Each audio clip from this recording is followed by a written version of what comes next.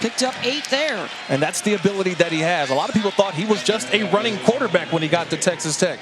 He's showing so far in this drive, I've got the arm, but don't forget about my ability to take off and get some yards. This time setting up a nice 3rd and short for his offense.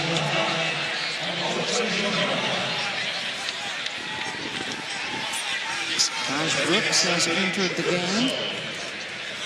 And this is very interesting for both sides because Eni Owazurike is one of the top defenders for the Cyclones up front, along with Singleton and Will McDonald. Had 2.5 sacks against Texas.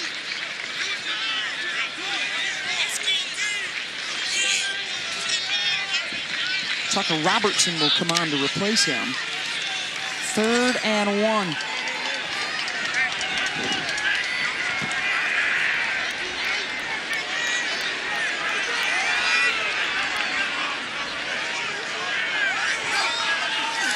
Smith gives to Taj Brooks. Big hole up the middle. Brooks into the end zone. Touchdown. From 14 yards out for Texas Tech.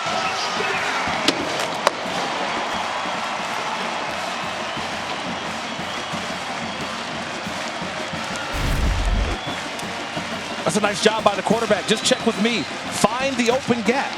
And he audible to the right play. That's just a wide open hole for Brooks to run through. That's a nice job by the quarterback seeing it. Audible at the line, getting the offense in the right play.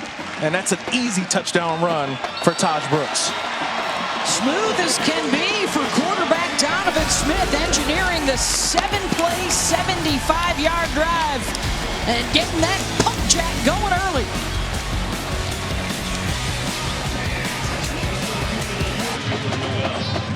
Welcome back to Lubbock. Texas Tech is on the board. If you're from West Texas, you are familiar with what that is. A pump jack, a symbol of production in the oil industry. Here's how Sonny Cumbie described it to us. If it's raining or hot or cold, if the wind's blowing, it's night or day, doesn't matter. The pump jack works. If the operator's there watching it, if no one's watching it, the pump just keeps working. A part breaks, guess what? You replace it, and it keeps going and working. And same thing here with Texas Tech football. Keep it going, keep working. This is actually a daily reward. A chain with a pump jack on it that Sonny Cumbie started this week goes to the pump jack of the day, Kirk and Beth. Did you know what a pump jack was coming into West Texas? Seen many. I saw it, but Seen many. how cool is it that you get a chance to wear the chain every day at practice, and it's given by a player to the other player. So you have to earn the energy. You got to bring the energy every day, Beth. There can be so much negativity, right? A negative energy around the coaching change. Correct. And they fired Matt Wells. They quickly brought in Joey McGuire in time to recruit. And, you know, Sonny Cumbie has told us this week, hey, I'd love to stay on this staff. I told Joey I'd love to be his offensive coordinator moving forward. And before you can go out and hit the recruiting trail, you got to recruit the guys that are already here and make sure they want to stay next season. Absolutely. And so the pump jack has been a great way to really bring some energy and enthusiasm into the locker room. Well, we've seen a lot of coaching changes so far in college football, especially around this recruiting cycle that's approaching us. How do you keep guys together? How do you keep them understanding that there's a job at hand to do? And right now, Texas Tech, they feel it. They have that energy. They know they got a big-time opponent in Iowa State today. They know they got to bring a ton of energy. Well, you know, the Cyclones are feeling the juice, too. They've got to be invigorated by Oklahoma's loss to Baylor this afternoon. Opens up the race even more. They've got the Sooners next week. And here is Brock Purdy. This is a terrific group of skilled players. It starts with Purdy, the running back, Breece Hall, Xavier Hutchinson, the wide receiver, and then one of the top tight ends in the country in Charlie Kolar. A lot for Brock Purdy to work with. Yeah, a guy who's had 28 victories as a starting quarterback, the most in Iowa State football history. I call him Purdy power because Purdy's got an unbelievable amount of gifts. You see him week in and week out. His experience, his ability to move this offense week in and week out. Devin Drew with the tackle on Breece Hall. Few, if any, are relied upon as much as Breece Hall. Brock Purdy, the quarterback, is their second leading rusher. So when it comes to the run game, it's Hall all day. Well, I mentioned it in our open. He's a workhorse. He does a little bit of everything for you. Not only can he run the football, he's a great receiver out of the backfield as well. They just want to get him the football in as many ways as possible. About 125 yards per game is his average. Here's 2nd and 10. Hall will try the right side. Takes a hit, bounces off of it, and out across the 40. It'll bring up a 3rd down and about 5. Reggie Pearson got a nice stick. Breece Hall, by the way, a chance to make history and break a record that has stood for over half a century. A touchdown rushing today and next week ties the all-time FBS record set in 1970. And these ain't no 1-yard plunges, by the way. He's ran the ball quite well into the end zone, but the first 3rd down for Iowa State. Hall will rejoin Purdy in the backfield. Just 3 guys coming. Time for Purdy, and the pass is broken up. He was looking for Kolar, and Eric Monroe, the safety, was right there. It's 4th down. Yeah, one of those 6th-year seniors, Beth. Eric Monroe, a guy who, look, a lot of these 6-year guys had an opportunity to go on and graduate, maybe transfer. He's one of the guys that came back. Outstanding coverage on the outside. Again, by Eric Monroe, waiting for that ball to be delivered. Put that hand in there, knocked it down, and celebrate with your teammates. That's a job well done on 3rd down. Andrew Mevis will punt this away back inside his own 30. Adrian Fry around his own 15-yard line. High end over end kick and down inside the 10-yard line. Good special teams coverage. A 49-yard punt, no return as Darren Wilson made the nice play. 7-0 Tech in front.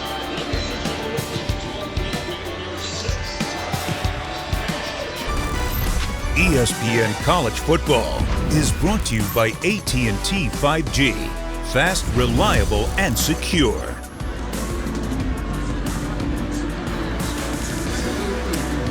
Well, it was a big week in Lubbock. There's a big game today here in Lubbock, but there was another big game in the Sonny Cumbie household as well.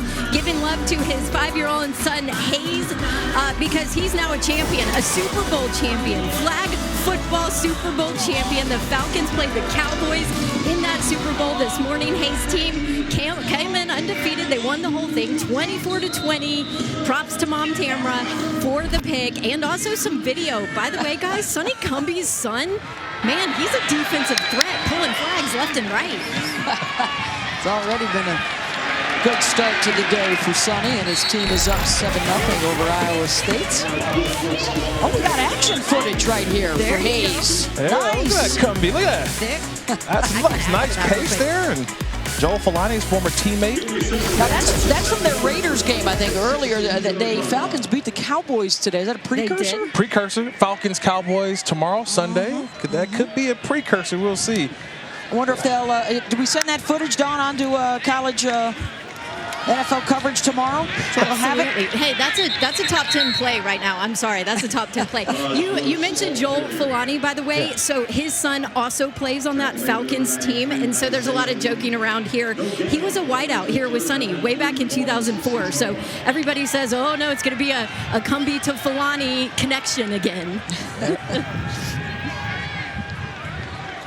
Love it. Love it. The interim coach,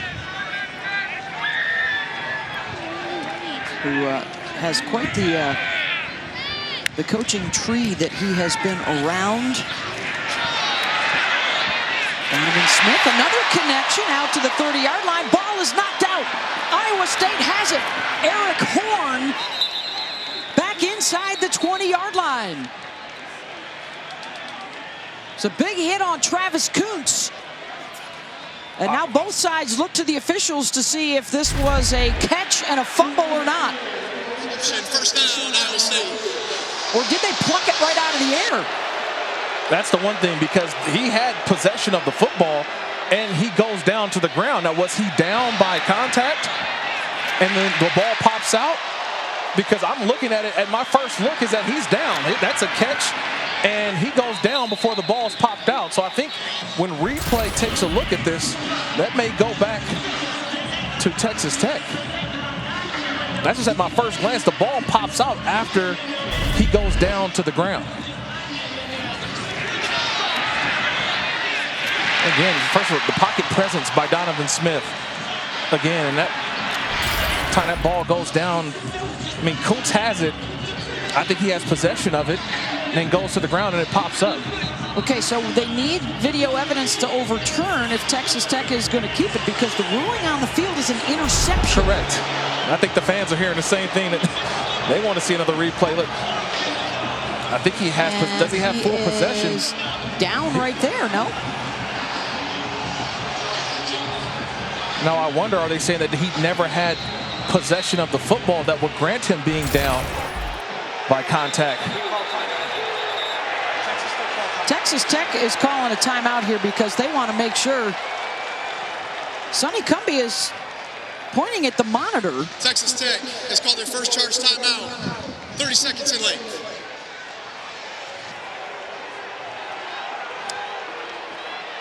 You know, having a chance to sit back and watch it a couple times, I think this is an interception. And the reason why is because I think in the no catch process, did he ever have firm control with his hand or arm? That's the first thing I'm looking at with Kuntz. If there's no firm control, then he never has control. That ball pops right up.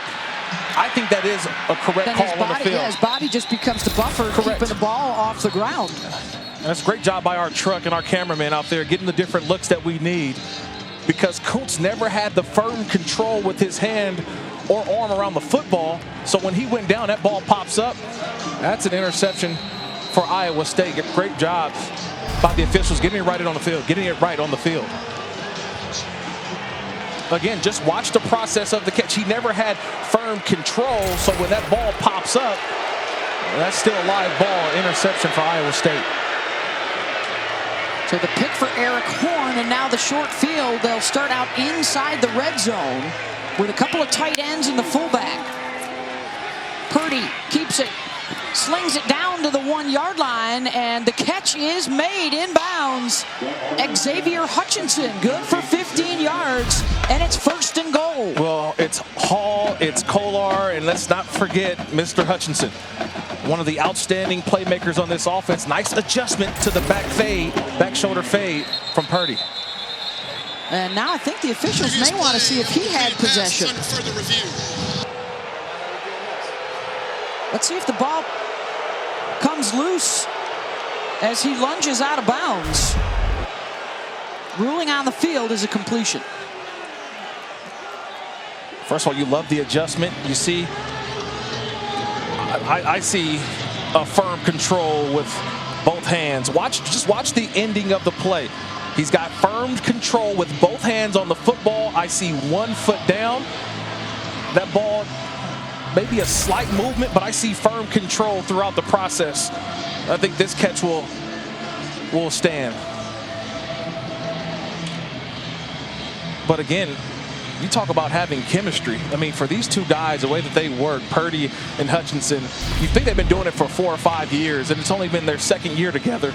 But watch the adjustment that he makes.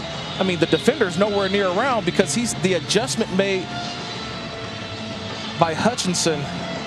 Again, firm control with both hands, and the ground can help in that situation as long as you have both hands around that football, which he shows throughout the process. I think they want to see the feet too, and it looks like there is a toe drag. Ooh, toe drag swag, huh? Little toe drag swag at the end.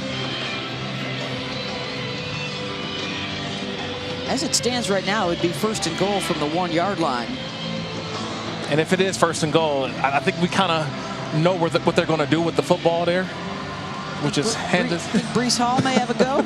I think he may have a go and extend that. After reviewing the play, the ruling on the field stands as called. It's 1st and goal, Iowa State. Yeah, I didn't see anything throughout the video replay that would change the call on the field. That's two hard ones by the officials. They don't get a lot of love. I give the officials a lot of love here early on. 2 correct calls down there on the field. It is Hall in the backfield alongside Brock Purdy. The give is to Brees, right up the gut, touchdown. Iowa State as they cash in the turnover.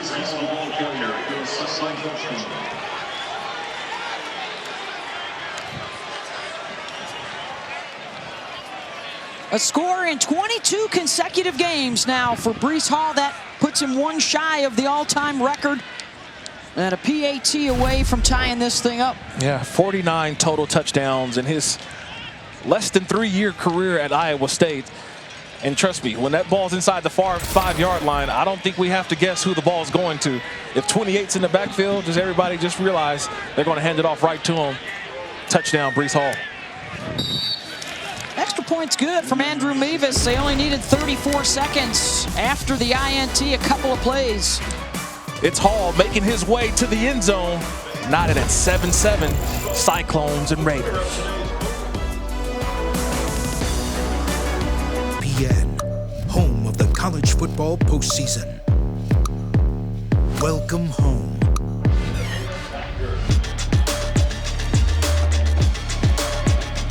And the end zone has been home for Breece Hall over the course of his career. How about 22 straight games now with a rushing touchdown, chasing Bill Burnett from Arkansas with 23 games in a row from 1968 to 1970. So he can tie it next week and perhaps break it in the season finale.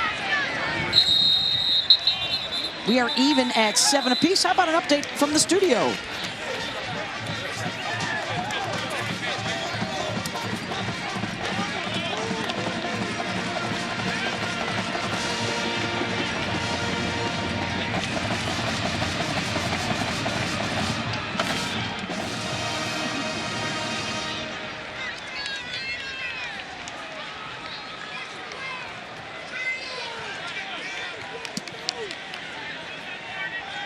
Thanks, Kevin. Thanks, Acho. Oh, we had the pleasure of watching that Tennessee offense last week. That is fast. Yeah, three plays per minute, right? Another big gainer for the Red Raiders offense. Eric Ezukama takes it 33 yards out of the Wildcat. Yeah, out of the Wildcat. First of all, where's the quarterback? No Donovan Smith in the game. Something must be up, but a great job handing that ball off. Ezukama getting to the outside with a big gain. Quick to the line, empty set for Donovan Smith, and he'll scoot out of bounds.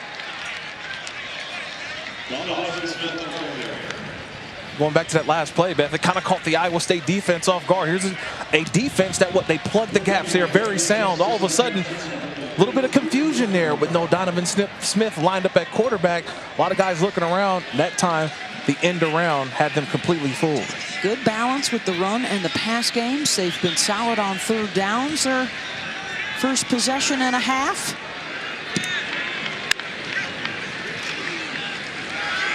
Smith tipped and incomplete. Price almost had a chance to scoop it off the turf after somebody got a hand up on it at the line of scrimmage. I think it might have been 34, Orion Vance. The linebacker just got up, just got a hand up. Well, you don't see that too often, man. You got to think Donovan Smith is 6'5". Yeah. So you got to climb the ladder to go knock a ball down from a 6'5" quarterback. Good news, too, for the Cyclones. Owazurike has returned after he was injured earlier. So they got a 3rd and 10 here for the first-time starter, Donovan Smith. He will keep slide, and he will be short inside the 40. So what does Sonny Cumbie do here? We saw pregame kicking this direction is into a stiff wind. I think with the interesting call there with the quarterback draw, that was a predetermined draw to maybe cut that 3rd down or the 4th down call in half, basically. Hey, let's get enough yards to where we have an opportunity for a 4th and short.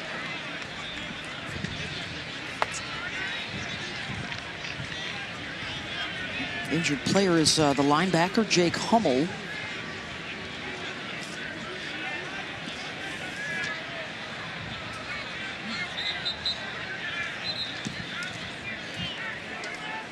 Kendall Jackson looks like he's going to go out to replace him. Does the quarterback Donovan Smith return here on 4th down and 6? And he does. Red Raiders will go. So Roderick Thompson is the offset back.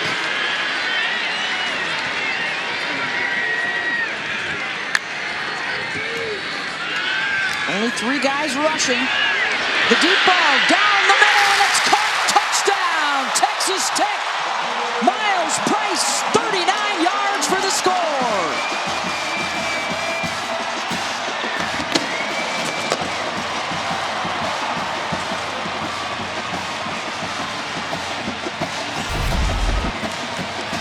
Wow, what a throw. The redshirt freshman just hangs in there. Look at the time. This is 4th and 6. And he sits back and he waits for that route to develop. And as Miles Price gets behind Kamani King, that ball was thrown perfectly. You talk about right in the breadbasket for Miles Price. There's not much he had to do. Just extend the arms. And the ball just laid right in there. Outstanding throw, catch, finish, and get that pump jack going. What a start for Donovan Smith. Just watch the route. It just took time. And it's the fake to the outside and then get back to the inside. That ball was thrown perfectly. You tell the receiver, do not cross the goalposts, right? Just stay right in between those goalposts, and that ball was delivered perfectly. 3 catches, 76 yards already for Miles Price, and the 39-yard touchdown grab. Second touchdown pass of the season for Donovan Smith, his first as the starting quarterback, as they go 75 yards in 5 plays, under 2 minutes. 2 possessions, 2 scores. And think about how that drive started again. It was the end around early on. They got Iowa State sort of confused, not seeing where the quarterback was, and you got a big play that really set them up on that side of the 50-yard line. And then from there, I mean, you talk about a redshirt freshman on 4th down, allowing that route to develop, staying in there, not throwing it too early, but right on time. 2 scoring drives early on for Texas Tech. Very well done. And if you think about it, I don't even know if that was Donovan Smith's true fault on the interception on the second drive of the game. Wolf beats it away. Noel a chance to return. Jumps over a would-be tackler and sprints it down the far sideline out near the 40-yard line. And let's check back into the studio for an update.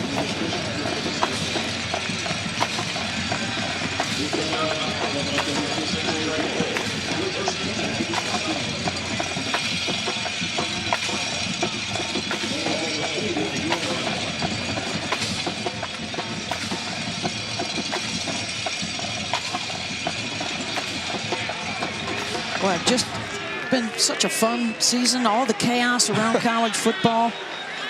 It's scared to be a ranked team going against Purdue. That's all I'm going to say. Just, if you're ranked and you're playing Purdue, man, I know the fan bases are on high alert. We're down to just 3 unbeatens. Cincinnati already has a win in hand this week. They stay undefeated. Ball pops loose. Texas Tech has it. Fields back inside the 35. And a takeaway for the Red Raider defense. You talk about hustle. That's all you want from a defensive coordinator. You say, you got to hustle. Watch number 6, Rico Jeffers, the linebacker, just comes in late, and he knocks that ball out. Now, was Kolar's knee down? I don't know just yet, but watch number 6, Rico Jeffers coming in, knocking that ball. Seems to be simultaneous, but it could be that knee, that right knee of Kolar seems to be down. But you're taught as a defensive player, you go to the whistle. And that's great hustle by the linebacker, Rico Jeffers, knocking the ball out. But at the first glance of that replay, looks to be that Kolar's right knee was down before the ball was knocked loose. Ruling on the field is a fumble recovery for Texas Tech. But if they do reverse this, it ends up being a 6-yard gain to Kolar. I mean, that was a bang-bang play, too. I mean, it's knee down, hit, but I think ball's still there. It's secure, yeah. For another split second until right there, actually, the rip. So, yeah, I think that ball was still secure in Kolar's hands. And that right knee is down before Jeffers, number 6, the senior from Garland, Texas, able to rip it out. Michael Vandevelde, our referee today. Gene Semko is the replay official.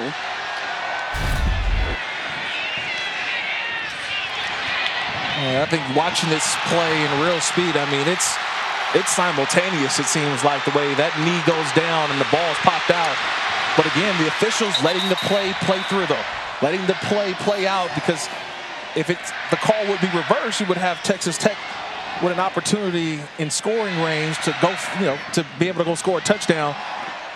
So good job by the officials letting it play out. You go back and review it and get the correct call made. And I think this one will go back to Iowa State.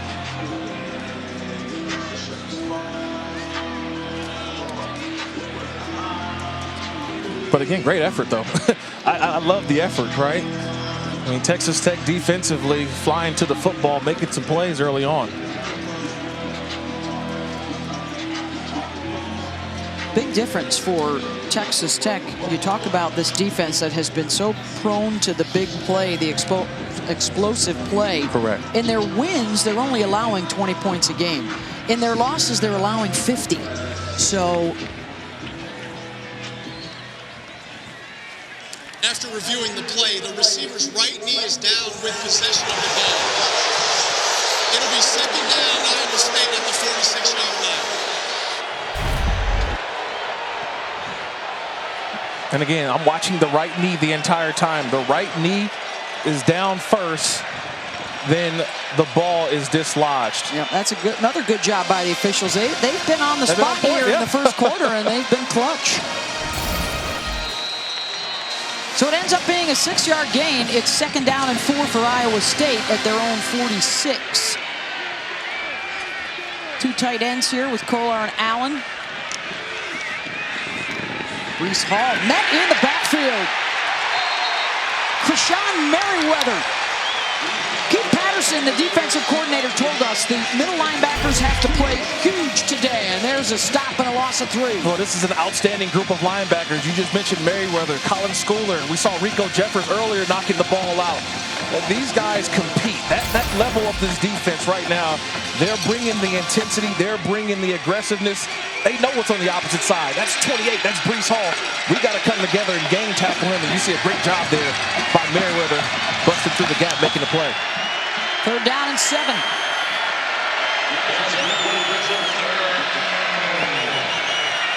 Brock is in at tailback. Blitz coming. Purdy across the middle, caught by Hutchinson. First down across midfield. Let's see where they give them the forward progress. It's down to the 45. And a gain of 12. You see back-to-back good plays right by the defense for Texas Tech. And then you've got to remember the experience of Brock Purdy. It's just third down, and he just stands in there, delivers it, comes to his best receiver, Xavier Hutchinson. His 44th career start today. Noel with Williams on the coverage there. An all Big 12 quarterback last season. He is already a holder of 31 school records with over 10,000 yards passing and 1,000 yards rushing. That's a short list in the Big 12 with guys like Mayfield and McCoy and RG3.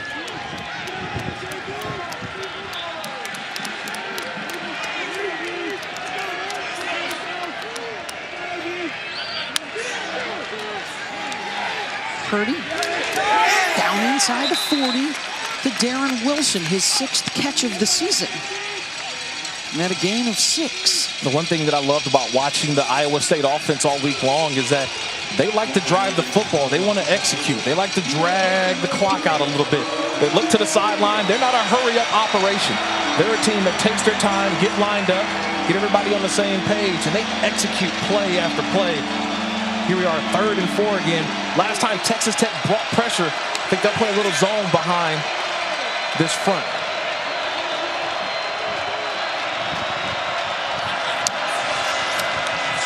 Hall looking for a seam, stumbled out of the backfield, and he's short. Only picked up a yard.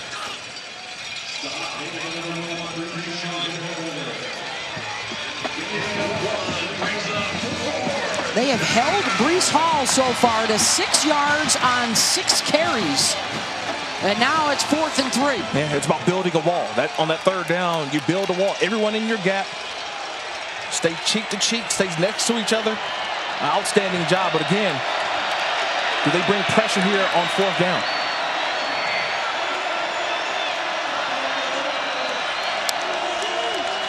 The four-man rush. Purdy quick out of his hands, and it's a first down inside the 30 to Kolar. And a gain of 9 for the Mackey Award list guy.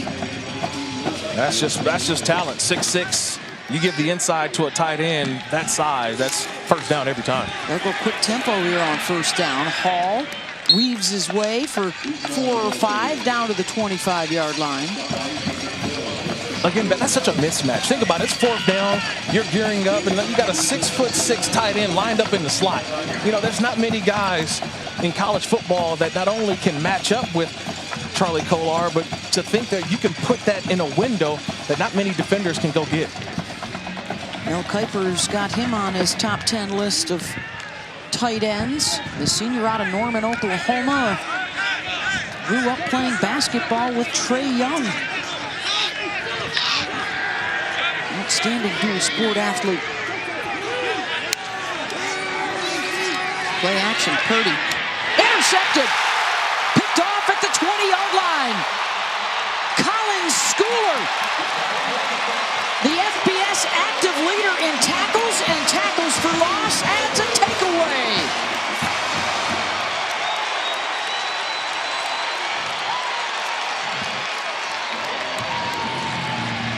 You talk about high praise. You mentioned the name Colin Schooler around here at Texas Tech, and they'll tell you, as he's getting that pump jack going again, that pump jack's getting some work already in this first quarter.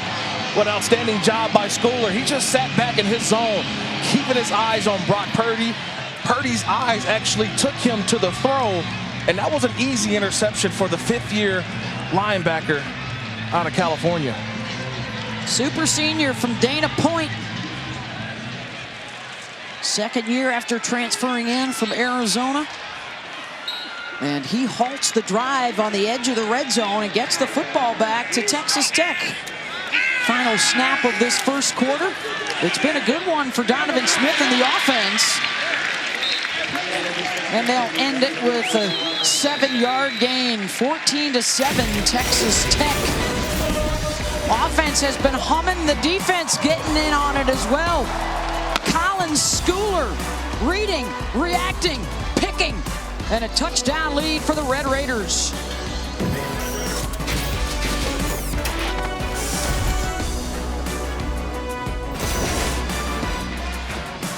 Well, got a terrific slate of games coming your way in primetime. ESPN, ESPN2, and ABC, highlighted by 9th-ranked Notre Dame and number 3 Oregon in playoff position right now. The Pac-12 after dark with Washington State.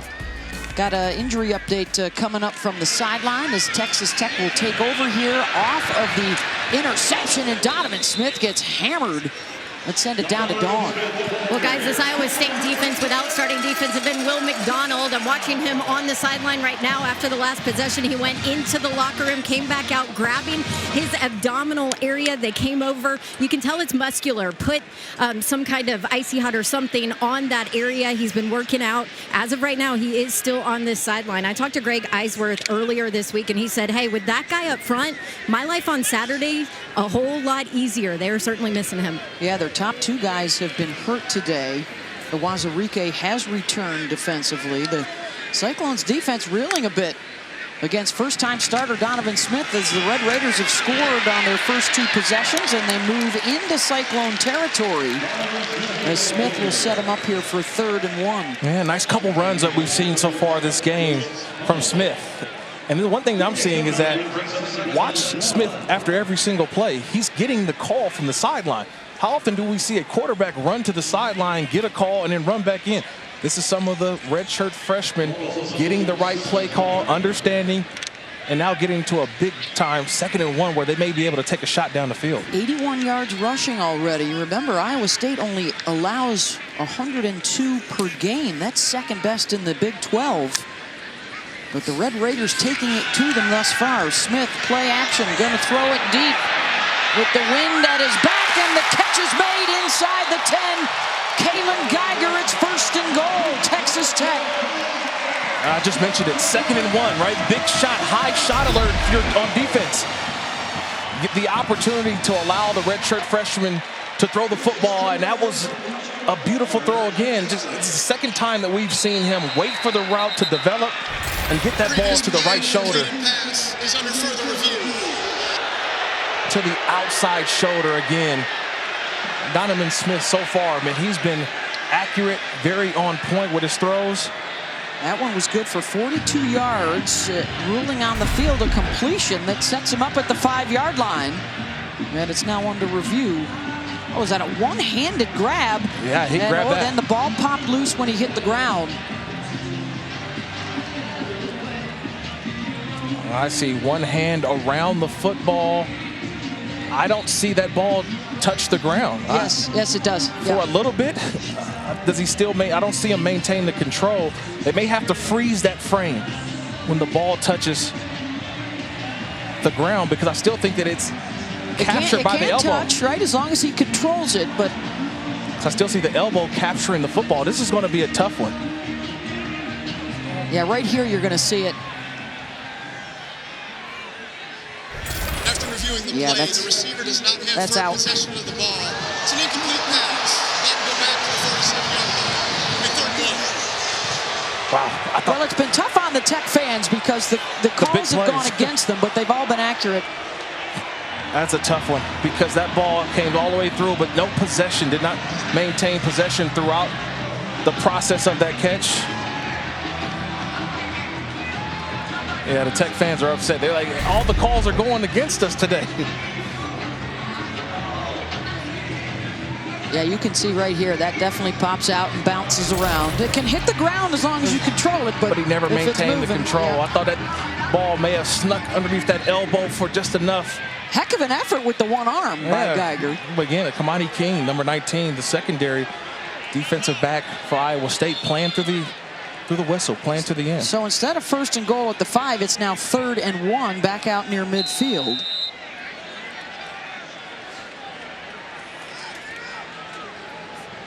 Trips right, they'll send a man in motion. And they'll run it with Roderick, and he is stuffed. Second effort got him close. And it will come down to the spot. Zach Peterson with a terrific push up the middle for Iowa State. And it's a 1st down, Texas Tech.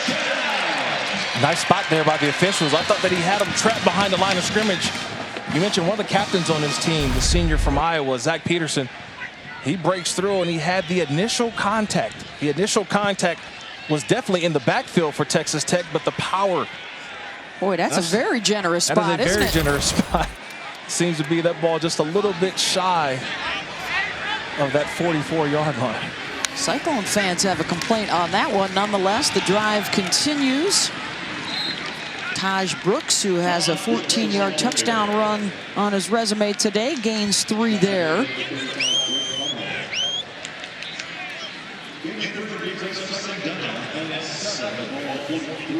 Jake Hummel, who was another player that was injured earlier, has returned. Still no Will McDonald. What has already been a day of fireworks around the Big 12, with Oklahoma losing at Baylor this afternoon, falling from the unbeaten ranks. Off the ball fake, the throw out to the edge, and a 1st down catch inside the 35-yard line. Ezariah Anderson's got it for 11. Check that, J.J. Sparkman. Yeah, Sparkman, it's only his 5th catch of the year, so you don't see him too often. But right now, they are going through the depth chart at wide receiver for Texas Tech. Not only Donovan Smith going to the sideline, getting the call and coming back in, but watching these receivers go in and out. It's almost like a hockey line change we're seeing with these wide receiving group of Texas Tech. Smith is 6 of 9, 105 yards with a touchdown and a pick so far. He's already rushed for 29 yards. Taj Brooks into a wall of defenders. I hate to keep harping on this, Beth, but I'm kind of fascinated by this. Seeing a quarterback, because when you hear Texas Tech offensively, you think of hurry up, quick pace, fast, get on the ball. But being able to have the quarterback come over, get the call, relay the call, and then go back in the huddle, we're seeing them execute. So could this be something that Texas Tech can build on throughout the rest of the season as they continue to get the ball up and down the field? third different starting quarterback this season. Henry Colomby was a scratch due to sickness this week. Tyler Shuck not quite 100% back as the former starter this week. So Smith will keep. He'll get the edge. He'll break a tackle and get a first down near the 20-yard line. Anthony Johnson had a shot at him, and I think Anthony might have thought Smith was going to step out of bounds. Well, but it was a tremendous block on the outside by the receiver, Trey Cleveland. He seals the edge of Greg Eisworth. Watch just the right side. It's the receiver, Cleveland. He seals the edge, keeps Eisworth inside, and allows Smith to get to the outside for the big first down pickup.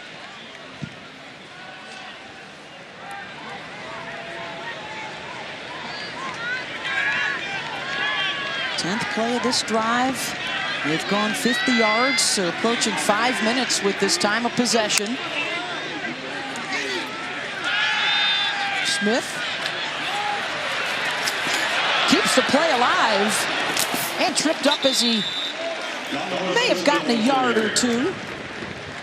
It's what you do with your opportunity, right? You mentioned it, Tyler Shuck is out right now. Then Colomby, you mentioned, also out. So now you get the redshirt freshman who went against Oklahoma, got some experience, and now you've seen him now in his first start.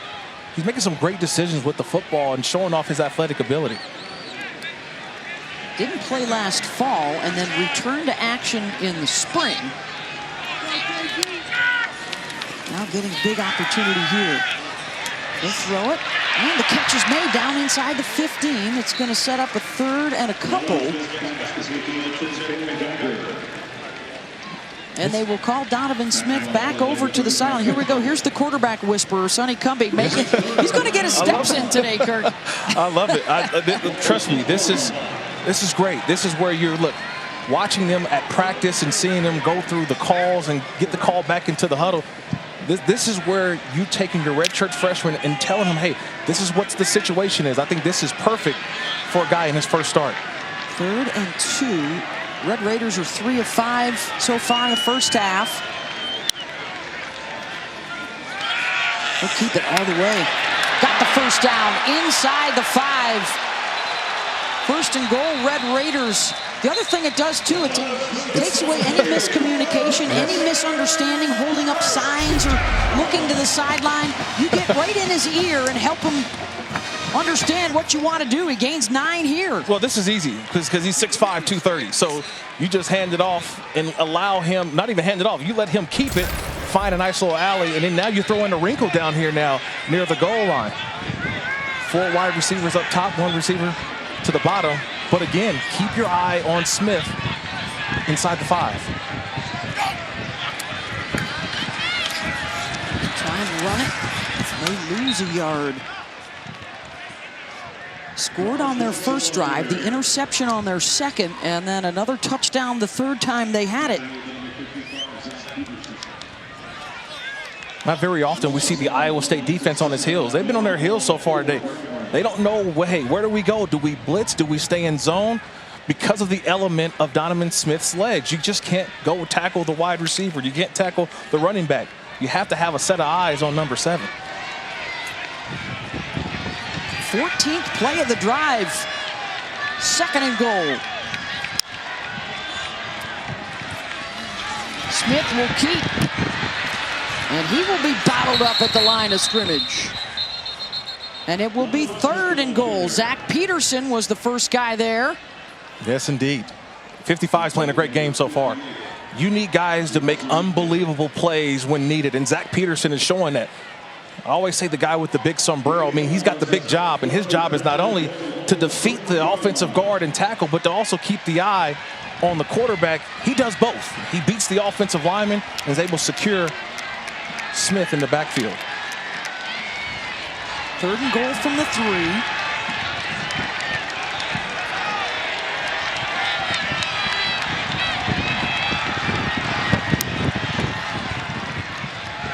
Smith will throw for it. 50-50 ball.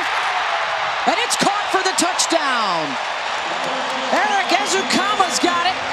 And flags fly as the 2 guys start jawing at one another. 2nd TD toss for Donovan Smith.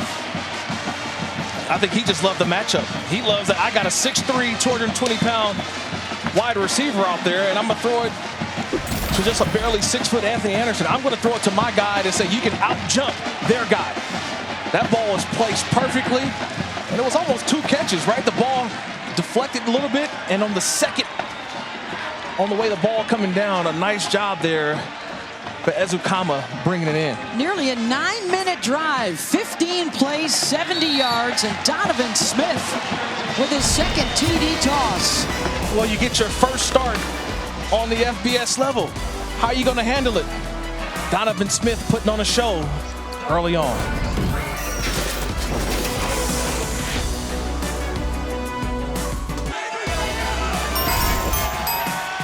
Hey, don't forget, Tuesday we'll have the exclusive reveal of the next college football playoff top 25 rankings. Reese and the guys will break it all down for you with committee chair Gary Barta. 7 Eastern, 4 Pacific on ESPN and the ESPN app, one tap on Tuesday night. Already in the top 10 wins for Alabama, Cincinnati, and Michigan, and a loss for Oklahoma. Undefeated Georgia and undefeated UTSA also both trailing in their games this afternoon.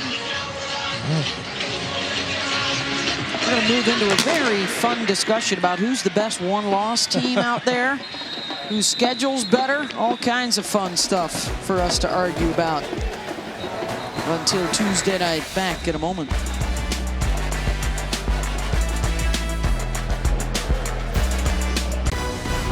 ESPN College Football is brought to you by USAA. This Veterans Day, we invite you to honor all who served with a simple act to show your thanks. See how at usaa.com/Veterans Day. Senior Airman Brummel, deployed to Al Salim Air Base, Kuwait. Let's go Clones! Well, thanks to so many folks for their service to the United States, including Troy Duvall, our lead video operator, a sergeant in the United States Army. He served in the Air Defense Artillery as a Patriot missile crewman. And there's Troy working hard out in our truck. Yeah. Thanks so much, Troy, for all you've done and all that you continue to do for our crew. Well, he's been dodging me on the golf course, so we gotta figure that out. He's been dodging me. Good job, Troy. Well, just like Sonny Cumbie's son Hayes, we talked about his Super Bowl win in flag football. Troy also a Fort Polk Post flag football champ from his days serving down in Louisiana. Yes, indeed.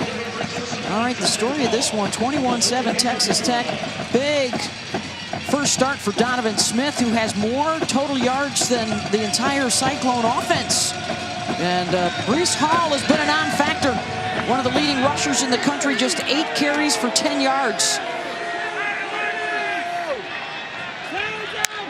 2nd and 10 for Iowa State, hoping to keep their dreams alive of playing in the Big 12 championship game. Pass is broken up out at the 35-yard line. Good coverage by Dadrian Taylor-Demerson. Yeah, it started with Tyree Wilson. I mean, a nice get-off, forcing Purdy out of the pocket, and now 3rd and long again for this Texas Tech defense. They've been winning 1st and 2nd down. And so now when you get into these 3rd and longs, you have an opportunity. Do you pressure? Do you play a little zone? I think that they bring pressure here. Their secondary has been playing well early on. Try to heat up Brock Purdy on 3rd down.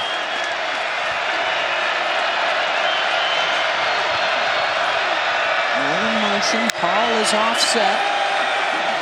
Purdy, just 3 guys coming. Everybody else drops. He'll try it underneath and give his receiver a chance.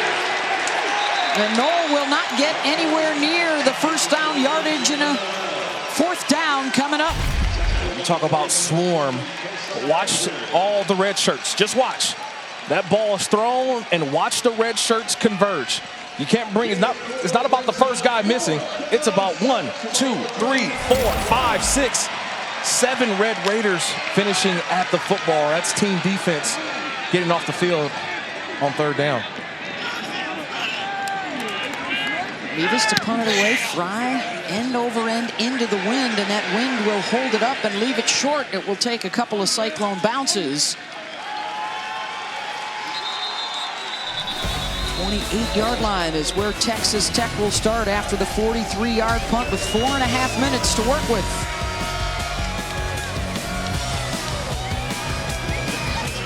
Great guest list for the Mannings tonight. You've reached Peyton and Eli. Leave a message. This is Liam Neeson. I have a very particular set of skills, none of which involves watching game film. Watch Peyton and Eli. You never know who will drop by.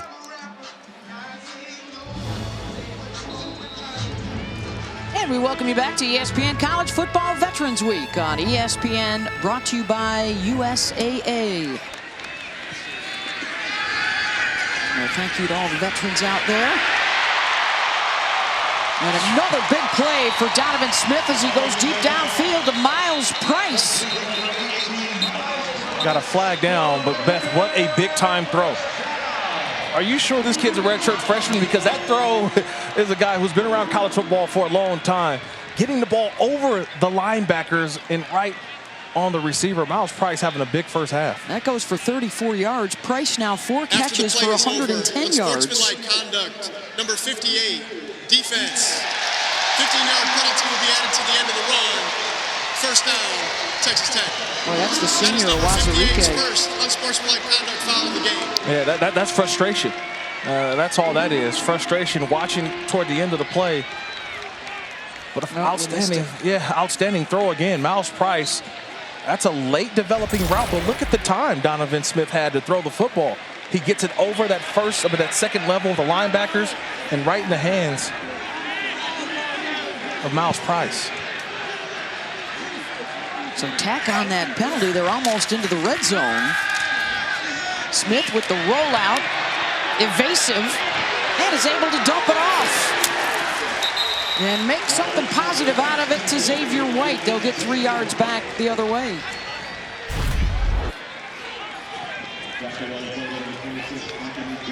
Here's what happened after the play. It wasn't on the quarterback. It was on T.J. Storment, is the guy that Wazarique went after. Yeah, again, frustration. You think about all that time to throw for Donovan Smith. You're not getting there, and you're accustomed to getting there. McDonald out on that side as well for Iowa State. So where does the pressure come from? Because this Texas Tech offense is humming. They are getting whatever they want. 32 plays, only 3 of them for negative yardage. Smith looking for the end zone. Has a man. Touchdown, Texas Tech. 18 yards to Ezukama, his second TD grab of the day. And it's the 3rd touchdown throw for Smith. Now I want you to play quarterback with me for a second, Beth. I've got a 6'3" receiver on the outside, and I got a 5'9", 180-pound defensive back in Datron Young. I think I'm going to throw it up again. And we've seen that's been the best ball thrown for Donovan Smith. That little jump ball, that ball is high pointed at the top by the 6'3" Ezukama. And again, another successful touchdown drive for Texas Tech. Over 200 total yards in the first half for the redshirt freshman Donovan Smith. His 3rd touchdown throw. Tech big.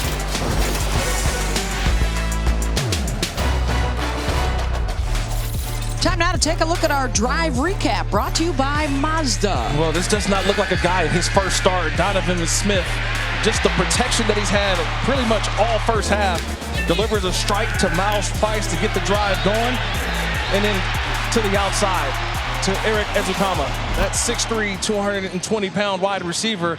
Donovan Smith, throughout this first half, has shown his ability to run the football with 51 yards on the ground, but that 170, 3 passing touchdowns, I didn't expect this coming in, but he's showing his ability off so far in this first half. They have scored on 4 of their 5 possessions. Kevin Connors with a studio update.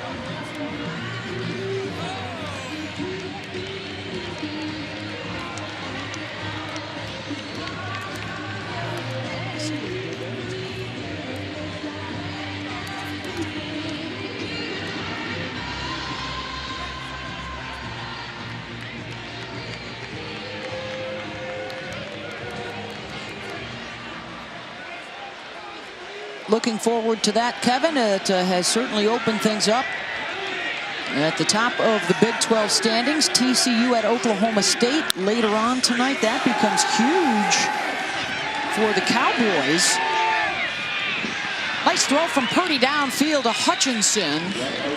Gets out across midfield. And boy, I think the right term is here, a desperation drive for Iowa State. They got to get something going before the break. Yeah, they do get the ball to start the second half, but you need points here. 3, a touchdown, anything.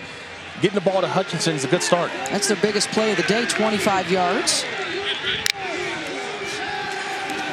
Purdy will dump it off to Hall. He's really struggled finding space to run it. And on the screen, Jalen Hutchins locked that down as well. I'm just impressed. Texas Tech defensively. The first guy there, even if you miss, it's all about rallying the troops, rallying the guys. And it's been the second, third, fourth guy in, been able to bring and truly game tackle. Amazing, 9 touches for 6 total yards for Hall in the first half as he lost 4 there. Purdy all day dancing around, looking for somewhere to go. And he runs out of time. A secondary sack, and Jalen Hutchins will take credit for it. That's all effort. That's an effort sack. 6 foot, 305-pound junior from 40, Texas. And look, just watch the effort. Never gives up on the play. Jalen Hutchins bringing Purdy down. Back-to-back negative plays. It's 3rd down and 18. Texas Tech has called their second charge time out of the half. Game clock operator, please reset the game clock to 2 minutes, 1 second, please. 2 minutes, 1 second. Texas Tech will call the timeout here, try and get the stop and get the ball back for some more points. 1:57 to go. Thank you. Well, that's what Keith Patterson, the defensive coordinator for Texas Tech, has been talking about, finding consistency. They're finding it in this first half. Hey, this season, along with their contributions to universities' general scholarship funds, for every field goal and extra point made, Allstate will also be donating to the American Red Cross to help with disaster relief efforts. Thank you, Allstate. They are excited to be on their feet, standing O for the defensive effort here in Lubbock today. Yeah, he kept talking. We just want to keep our same 11 on the field. They felt that if they keep the same 11 from week to week, the consistency that they can have defensively. But right now, Keith Patterson and his defense playing very well. And only rush 3, giving Purdy time. Looking downfield, and he overthrows it. Intended for Hutchinson, and here come the flags. Eric Monroe had the coverage. That's going to be a penalty, and one that wasn't needed. That ball was overthrown. Pass interference, number 11. Defense, 15-yard penalty. First down, Iowa State. First penalty against the Red Raiders, and what was obviously an uncatchable ball. Yeah, that ball's behind him. I mean, Monroe that ball got there too soon. The LSU transfer, Monroe, he just got there a little early. But he's on top of it. Great coverage, but I think he just a little anxious.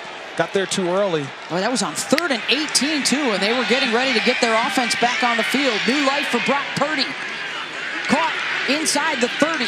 Sean Shaw at a gain of 14 for a first down. I think going into this hurry-up 2-minute mode for Iowa State now, getting them lined up. More tempo. Receiver screen. Broken tackle, and getting the edge is Jalen Knoll. Boy, they're trying to turn that one penalty into a 14-point swing here. Yeah, that's a big penalty. I mentioned they get the ball back to start the second half. So the first thing here is we got to get points. And this is an opportunity to get the ball to Charlie Kohler, get the ball to Hutchinson. Those are your big-time players down here as they start to get close to this red zone. Those are the guys. If I'm Texas Tech, keep an eye on those 2 players, 8 and 88. Trips left. Kohler to the near side. Hutchinson slotted left. Purdy finds Hutchinson. First down, Iowa State, and a gain of 7. Plenty of time on the clock. Full complement of timeouts remaining.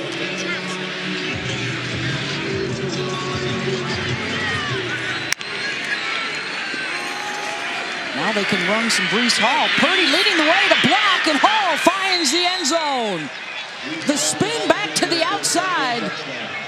And a big touchdown to give the Cyclones a little momentum here and a run of 17. You want to know why Breece Hall is special? You want to know why? This is why he's special. There's nothing there, but this spin move takes him to the outside. You get a block from the quarterback, a block from Kohler, and that's a touchdown. There was nothing there, but Breece Hall, we talked about how special of a back he is. Not having the greatest of first halves, makes a move, a spin move back to the outside, and scores a touchdown. The extra point is good for Mevis. A costly penalty allowing Iowa State to keep the drive alive. And Purdy and Breece Hall say thank you very much. We'll take that. 7 plays, 75 yards in 2 minutes and 5 seconds. 1:11 to play in the first half. And Iowa State coming in here as the heavy favorites. But Texas Tech, with their redshirt freshman quarterback Donovan Smith, getting the start today and looking very impressive. Beth Mullins along with Kirk Morrison, Dawn Davenport. Donovan Smith showing everything he's got in his toolbox here today. Yeah, a guy making his first start and look, been calm in the pocket, has great pocket awareness, getting the ball down the field. But I think also him running the football as well, putting the ball in his hands. And then you think about it, their defense, the Texas Tech defense has rose in this first half. That last drive, huge for Iowa State. Not only do they get points, but they also get the ball to start the second half. It's just been an ebb and flow. It's been Texas Tech throughout the first half, and maybe a little momentum shift. That's a nice, it's a nice counter, right? Purdy and Hall and the experienced guys, they never panicked. No panic. You don't want panic. And I think you have a quarterback that has won as many games as Brock Purdy. I think Iowa State, they're fine. They feel like, look, we got some points, we fixed some things, correct, make some adjustments at halftime. We got the whole second half ahead of us. I think the first job here is to make sure that Texas Tech doesn't get another score before the half. 1:11 to go. How much do you trust your young quarterback here?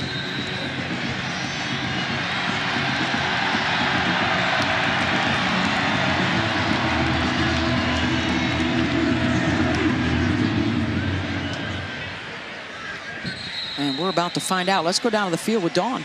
Well, Beth, a couple of Iowa State players I talked to this week talked about how close this team is and that lends to great communication, especially on the defensive side of the ball. Told me that I was going to see after every possession them talk to each other in between every single level. They would go to each other. I haven't seen any of that. I got to tell you, super quiet down here on this Iowa State sideline. No energy, and that communication has certainly been missing this entire half. Well, we're about to find out what the defense can do as well, because it would appear that Sonny Cumbie is going to let Donovan Smith have a go at it. Empty set with 1:11 to play and 1 timeout. They do get Will McDonald back in there along the defensive line. Smith steps up. He'll drop it off underneath to Geiger. And a gain of 2 yards, and it will cost them some time off the clock or their last timeout here. Still plenty of time. It depends on what you do here on second down. They need the positive play. They do have the wind at their back if they can get close to field goal range. Almost intercepted out near midfield, and it's going to be 3rd down. It's a huge 3rd down here, because do you actually run the football here? Because if you do, then you make Iowa State, force them to call a timeout. There's still plenty of time left. That if Texas Tech doesn't convert here, Iowa State has time to maybe try to get another score. A huge 3rd down for both sides.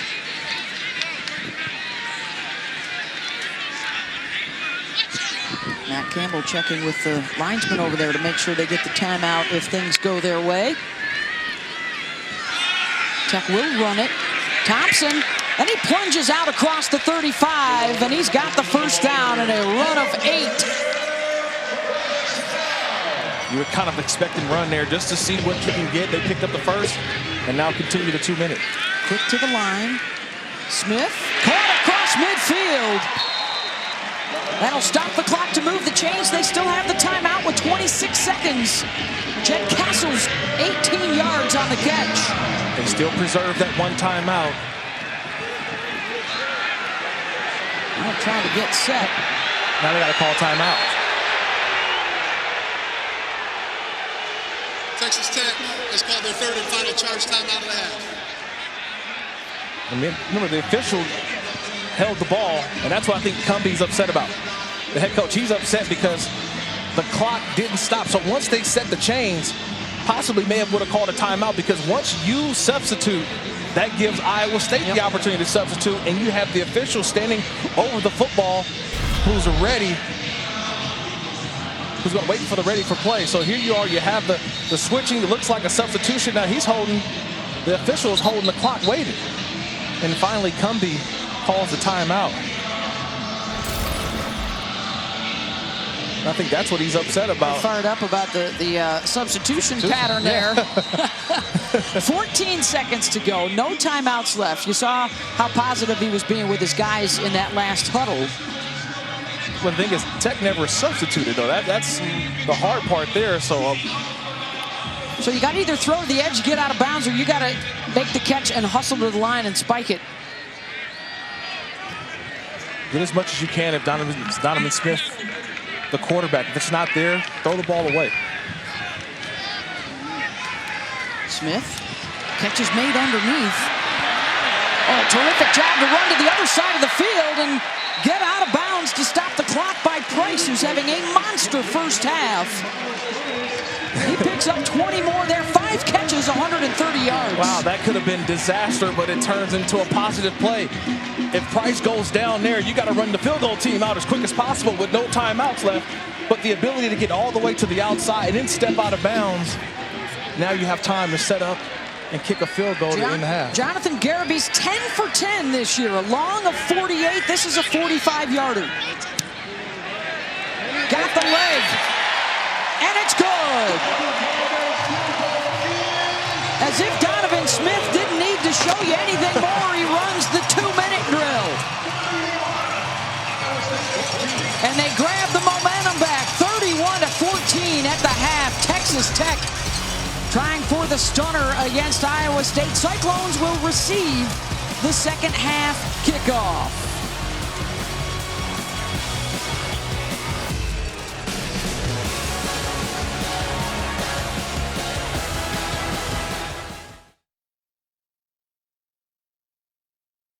Veterans Week coverage on ESPN, brought to you by USAA.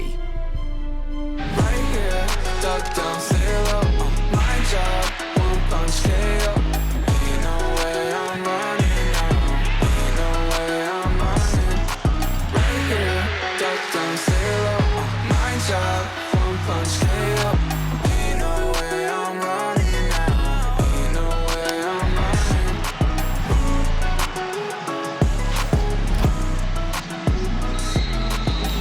And we welcome you back to the Big 12 on ESPN. Beth Mowens, Kirk Morris, and Dawn Davenport set for the second half kickoff.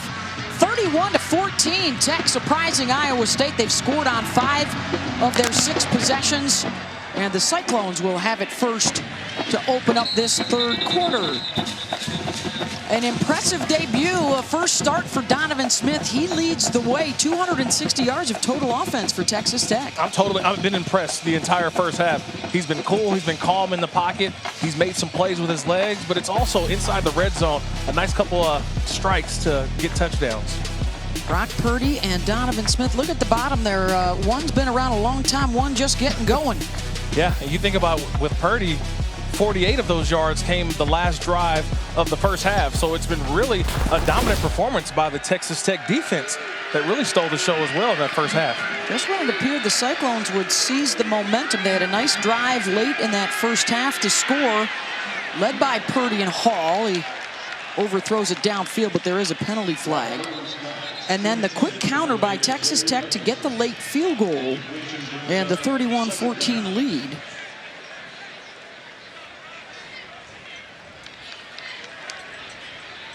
Pass interference, number 23. Defense, 15-yard penalty, first down. That's the second big pass interference flag against this secondary for the Red Raiders.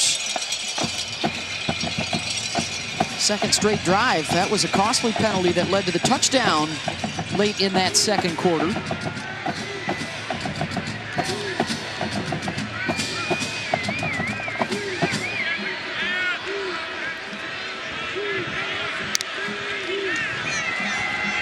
Brees Hall met in the backfield and a big hit again by Merriweather. We've called his name quite a bit. Let's go down to the field for an update from Dawn. Well, Beth, there's a lot of football left. This one's not over. Still 2 quarters left in this game. Sonny Cumbie told me all of that in about 30 seconds at halftime. It's pretty clear what his message to his team is. They were able to hold Iowa State to just 32 yards on the ground in that first half. He told me that wasn't surprising to him. His defense outside of 2 games has been pretty great at stopping the run. Matt Campbell, frustrated, said that's about as bad of a half of football that he's seen. Disappointed with a veteran group. He said this half will define who we are. And Purdy's pass is picked off by Taylor Demerson. Second pick. And Texas Tech will grab it right back. This is just an outstanding job by a defensive back being in phase. You always talk about running with the wide receiver, but just watch the technique by Taylor Demerson. He's just running foot for foot, eyes back at the quarterback, and that ball's delivered right there. Outstanding job of not only getting in front of the receiver, but also making the catch. This is just a great job by the corner being in phase and taking the ball away. Second interception for Brock Purdy on the day. Well, frustrating afternoon so far for this Iowa State offense that is coming off of a 30-point performance against Texas. It's pump jack time. That pump jack has been getting some work today, Beth. Smith will keep, and he'll get it out across the 25, close to the 28-yard line. Gain of 6. Definitely not the way that Iowa State wanted to start the second half. They wanted to push the ball down the field. You saw it early on. They got the pass interference on the double move for Hutchinson, then trying to attack deep down the field again, and this one was intercepted. So we see what Iowa State's trying to do. They're going to try to press the ball down the field. And if you're Texas Tech offensively, you don't have to change much. Continue to keep running your offense with Donovan Smith, not only on the ground, but also through the air. Over 200 yards passing, over 50 yards rushing. All right, here for another short gain. It'll bring up 3rd and 1. So Roderick Thompson gains 3. Now this is the element again, 3rd and short. This is what Texas Tech, and I think this is what the difficulty what Iowa State is having right now. They didn't necessarily know who was going to be the starting quarterback. So a lot of what they're doing, adjusting, has to be on the run today, trying to figure out how can they stop Donovan Smith on a 3rd and short. We've seen Sonny Cumbie all day bring his quarterback over to the sideline so we could talk to him, look in his eye, not signal as much from the side, and it's worked so well through the first half of play. Looking for a 3rd down conversion, and they'll get a lot more. Inside the 40, Taj Brooks down inside the 25-yard line. I want you to see the kick-out block by the left tackle, T.J. Storman. Watch the kick-out block on the left side. Secures that edge, and that's a big-time hole for Taj Brooks. Again, 3rd and 1. You can't just converge on the running back. It's been the ability of Donovan Smith that you have to have an extra defender, an extra pair of eyes on the quarterback. No one's there for Taj Brooks. 51 yards, their biggest play of the day. 1st and 10, and they are down in the red zone. Brooks will stay out there, deep in the pistol. He'll get it again to the 16-yard line. Cut down by Sheen Young. Dawn? Beth, we are seeing a healthy Taj Brooks. He was injured prior to the Texas game, told me this week. He worked his way back slowly. He didn't want to rush back. Felt like it was a minor leg injury that could have turned into something major if he wasn't careful with it. So this is the first week that he has felt 100% healthy, has his strength back, clearly is pretty comfortable making cuts and running again. Well, they like to go with the hot hand, in this case the hot legs as well, and Brooks has been the guy today.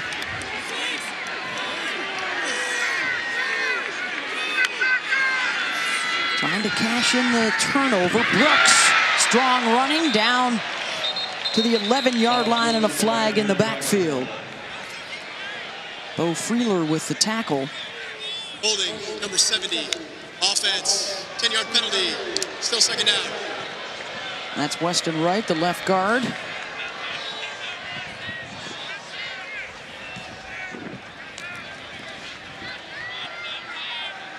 It's not been the number of penalties today. It's been the yardage for both sides that have been setbacks.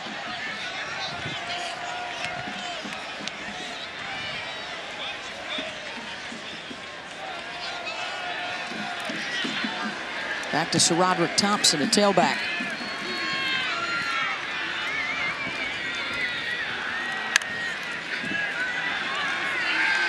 Play action for Smith. Has his man down inside the 20-yard line. Coming back to help out his quarterback to make the catch was Trey Cleveland. And they'll get those 10 yards right back. Now gives him a more manageable 3rd down. 3rd and 7 is a lot better than what they had before. And it also opens up what? The quarterback run game, but it also opens up the entire field, I think, for Donovan Smith, who's seeing the field great today. He's seeing from the right to the left. He's been able to go through progressions. Big 3rd down here.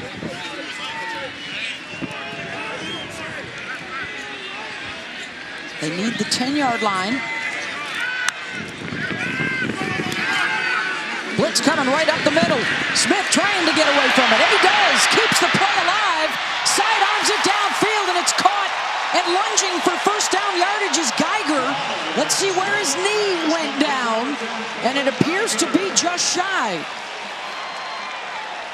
What a scramble by Donovan Smith. Unbelievable effort by Smith. He should be in the grass of looks like Orion Vance. He should be there. He should bring him down. But the ability to get out and make something out of nothing, I think the momentum, you got to go for it here on this 4th down. This crowd is feeling it. Everyone's standing up. This is a big moment in this game. 4th and inches. They will not go under center. I keep it in my quarterback's hands. Smith. He'll run it to the right side, has to try and back his way down to the 10-yard line. The spot looks short.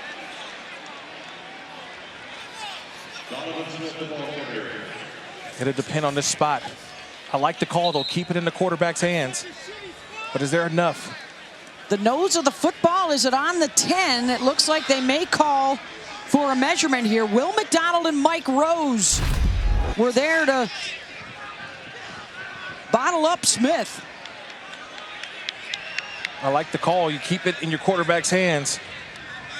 But I don't see enough penetration on that line of scrimmage. I think he came up just probably a half yard short on that one. Love the decision. Love the play call.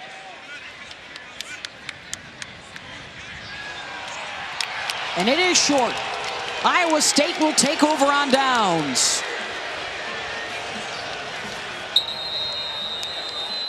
Big stop for the Cyclones to take the ball back in the red zone.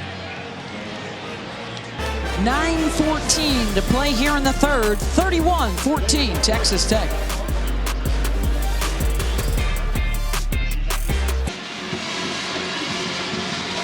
Back here in Lubbock, where we remind you Taco Bell welcomes you to the Live My Student Section of the Year contest. Use hashtag Student Section Sauce to get the committee's attention, and go to ESPN.com/Taco Bell to see how your school can compete.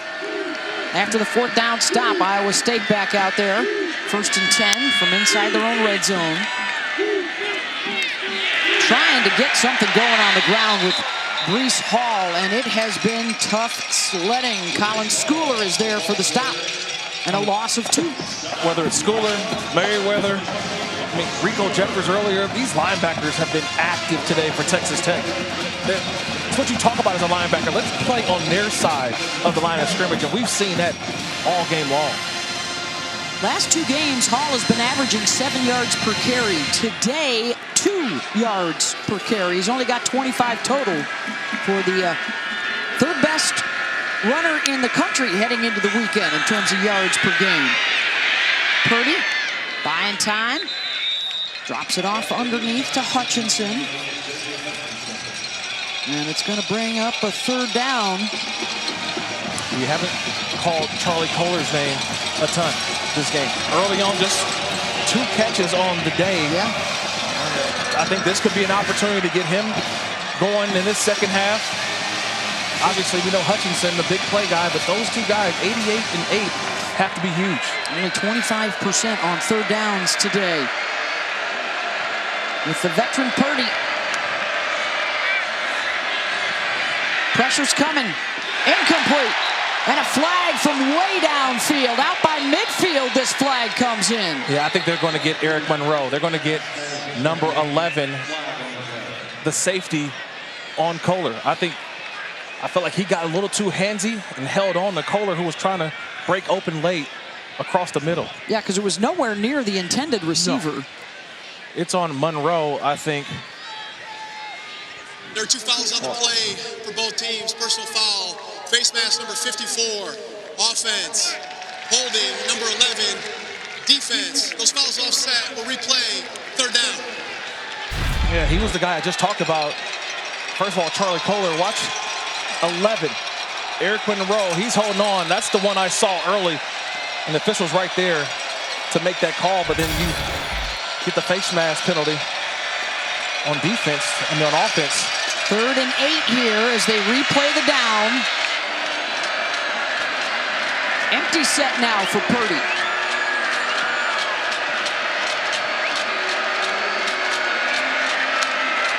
They blitzed last time, they'll do it again. Purdy back steps, has his man underneath, and terrific open field tackle. Taylor Demerson denying him the first down yardage. Wow. Sometimes they don't go down in the stat sheet as a big play, but this is one you got to circle. Because Adrian Taylor Demerson, that's a turnover. That's a turnover type tackle because he's one-on-one on the outside, no one around. He makes that tackle, secures the play, and now Iowa State has to punt. Big tackle there by 25, Taylor Demerson, all on his own. High booming kick. Fry. Room up the middle. Inside the 35-yard line and down close to the 30. And a big special teams play for the Red Raiders. Adrian Fry with a 38-yard return. It's always make the first guy miss. That's what you want to do. Make the first guy miss. Once you get one guy to miss, then you find the wall. Where's the wall at? The wall's all the way to the left. And you just follow the convoy. Good job by Adrian Fry making the first guy miss and then go find the wall.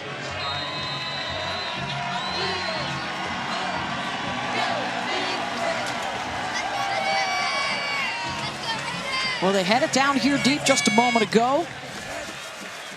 And could not reach the end zone. A 4th down stop for Iowa State. And now the Cyclones defense called upon once again. 1st and 10. Red Raiders from the 30. Smith under duress. And he goes down.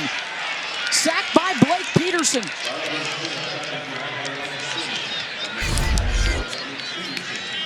I think this is the first freshman mistake that we've seen all game long.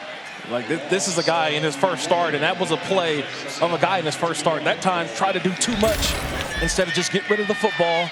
Outstanding job by Peterson, but that's one I think Donovan Smith should just try to throw away and get to the next down. First sack and a loss of 11. It pushes him out to the 41. Taj Brooks, the back. Smith with the time, waits for it to open down the middle, incomplete as the ball got knocked out.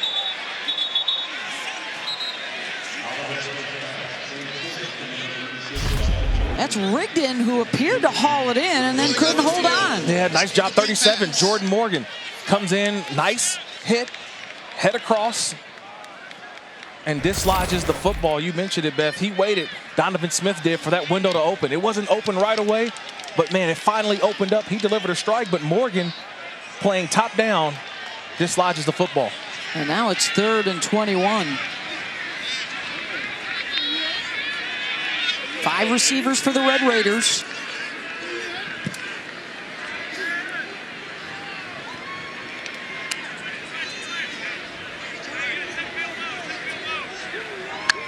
Showing a little pressure off the edge. They'll bring it. Smith will throw it the other way. Good cutback to the inside and down to the 22-yard line. Goes Taj Brooks, a gain of 19. And it's 4th down and a couple. As solid as the Iowa State defense has been throughout the year, that was miscommunication. They left Taj Brooks all by himself. That was just a coverage that was messed up. Someone dropped Brooks, and that's a wide open play that gives Texas Tech here an opportunity of a 4th and 3. So they didn't get it on 4th and 1. They'll try again here. 4th and 3.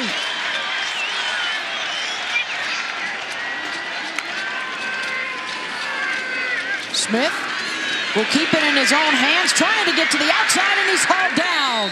And it's the second 4th down stop of the quarter for Iowa State, led by Isaiah Lee. Iowa State making the adjustments, and they will get the ball back, down 31-14, 5:17 to go in the third.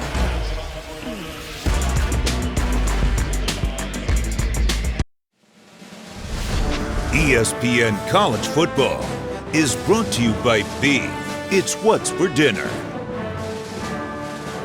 Hi, I'm General C.Q. Brown Jr., Chief of Staff of the United States Air Force and a 1984 graduate of Texas Tech. I want to wish good luck to the Red Raiders against Iowa State today. Go Tech, and also make a special shout out to Dead 820 and the Sky Raiders. Well, thanks to you, General Brown, who's responsible for the organization, training, and equipping of nearly 700,000 active duty Guard, Reserve, and civilian forces serving in the U.S. and overseas. As we welcome you back to ESPN College Football Veterans Week on ESPN, brought to you by USAA. And Hutchinson able to haul in the pass from Purdy. They want to get the ball to him a lot more. The time is now for Brock Purdy to find Xavier Hutchinson the rest of this half. He's the big play guy. They need to push the ball down the field. 6 catches, 89 yards for Xavier. They're going to go deep again on the run, and incomplete. Intended for Darren Wilson around the 10-yard line. Let's see if they get a little adrenaline rush here from their defense. Back-to-back stops, denying Texas Tech a chance to cash in a turnover and a long punt return. I think the bigger thing here is that Texas Tech has made Iowa State offensively one-dimensional. I mean, they've really taken Breece Hall out of this game. They forced Brock Purdy to have to find Hutchinson, who now goes out of the game for this snap. Hall's season low is 69 yards. He's only run for 25 today. Hall gets the call. And Breece Hall spinning out of a tackle for a first down inside the 35. Good push up front from Colin Newell at a rush of 13. Yeah, the touchdown run earlier, and now that one. That was probably his second best rush of the day. Getting north and south. Now getting a little push on that offensive line. Hall, patient. Down to the 29. Looks like they'll spot him actually knee down at the 30. Merriweather was there to make the hit.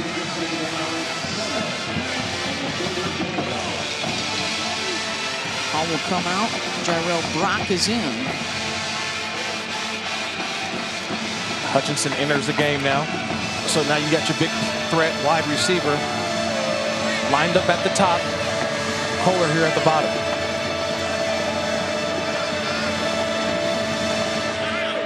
Brock Purdy surveys the scene. Looks Kohler's way. And a fight for the football down at the 10-yard line. The officials get together and say it's a catch, but for which side? Iowa State side. Charlie Kohler and Eric Monroe, neither one still wanting to give up the football. They've had a battle throughout this game, right? We've seen these two going back and forth. And they always say what tie goes to the receiver, but it looks like Monroe wrestles that one at the end of the play.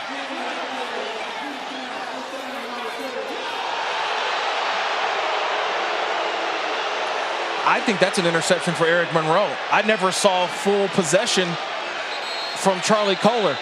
There's no possession there. There's possession more by Monroe, who pulls in the football. I think if they take a look at this one, I never saw the hands of Kohler maintain possession or maintain possession throughout. Ruling on the field is a completion of 19 yards down to the 10-yard line. And they will now begin the review process. And always go through the catch, no catch process. And I'm looking, does he maintain control as he lands or performs an act common to the game? I never saw possession of the football from Kohler. I see more possession at the end by Monroe, the defensive back. When they determine, see, Kohler has it pinned there. If he's the first one to hit the ground with possession, that's going to be the big thing. It would be maintain his. The possession. But who's got it right there? Is it Monroe? That's as close as it gets. I think toward the end, as he's coming down, and I'm talking about Kohler here, he has two hands on it, and he gets all the way down, and once he touches the ground, I see the two hands actually on the football. I think this will stand as a reception for Kohler. I think it stands as a reception to him, because I do see two hands on the football when he hits the ground. But a good job by Monroe, making it difficult on him at the end of trying to wrestle that football away. The handful of reviews already today, I think we've been in agreement. They have been correct calls. Yes. For Texas Tech, though, they've all gone against them, and so the crowd may not like what they're about to hear. Ruling on the field stands as called. First down. Yeah, Texas Tech folks aren't going to like that one, but I think that's the right call. The more I looked at that replay, the two hands grab the football, and as he goes down to the ground, the body part touches, but he still maintains the control. But again, Monroe at the end, tremendous job fighting to the end. That's what you're taught as a defensive back. Fight all the way to the end. Make the officials have to make that call. But again, I think the officials did get that one right. Looks like the mark is at the 11-yard line, so they can still get a first down at the 1. First and 10 here for Brock Purdy. Purdy will keep. Gets a block on the edge. He's down inside the 10-yard line. Taylor Demerson ran him out. Remember, the last two possessions, fourth down stops for Iowa State, when Texas Tech could have opted to try and put a couple of field goals, 6 points on the board, and chose not to. Yeah, you're exactly correct. But this Tech defense has been playing outstanding. I mean, you talk about the big play right there to Kohler. That's a 50-50 ball that they were able to secure, but Tech's been all over it. They continue to play outstanding defense. Purdy, back in the end zone, has a man, Kohler, touchdown. 9-yard strike, Purdy's first TD pass of the day.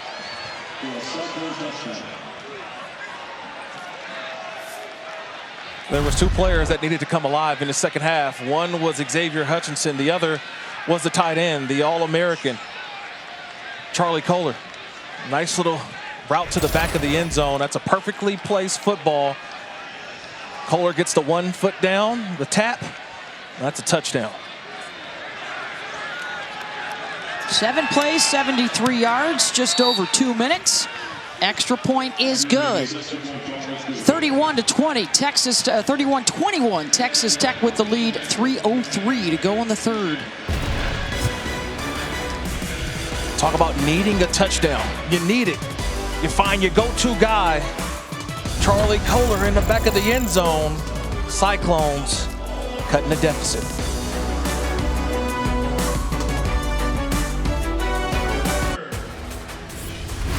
Welcome back to the Big 12 on ESPN.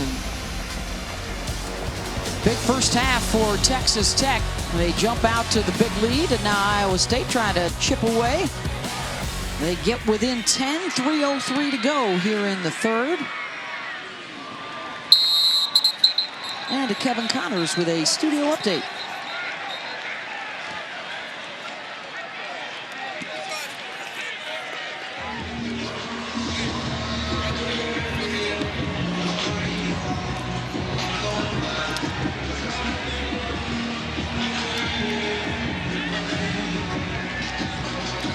I want to put a W next to the Buckeyes on that one for the day. So Alabama, Ohio State, Cincinnati, and Michigan all winning in the top 10. Oklahoma A loss today at Baylor.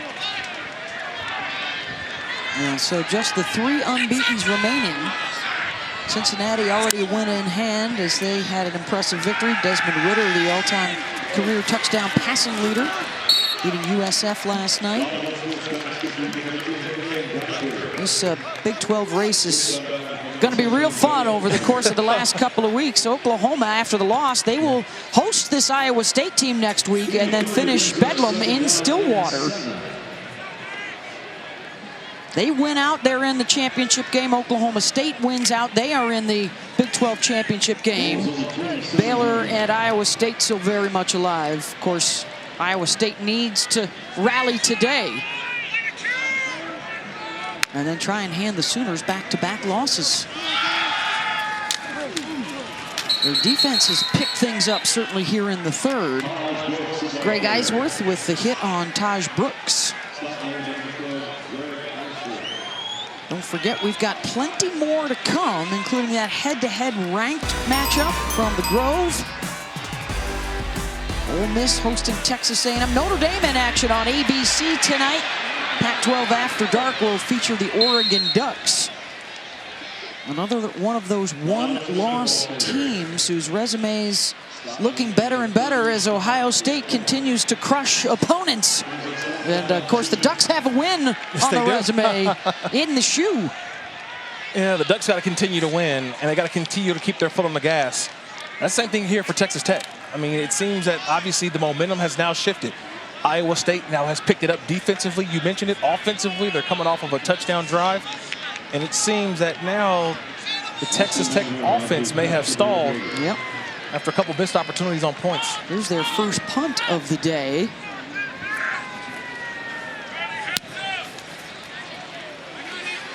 And that will drift towards the sideline and out of bounds.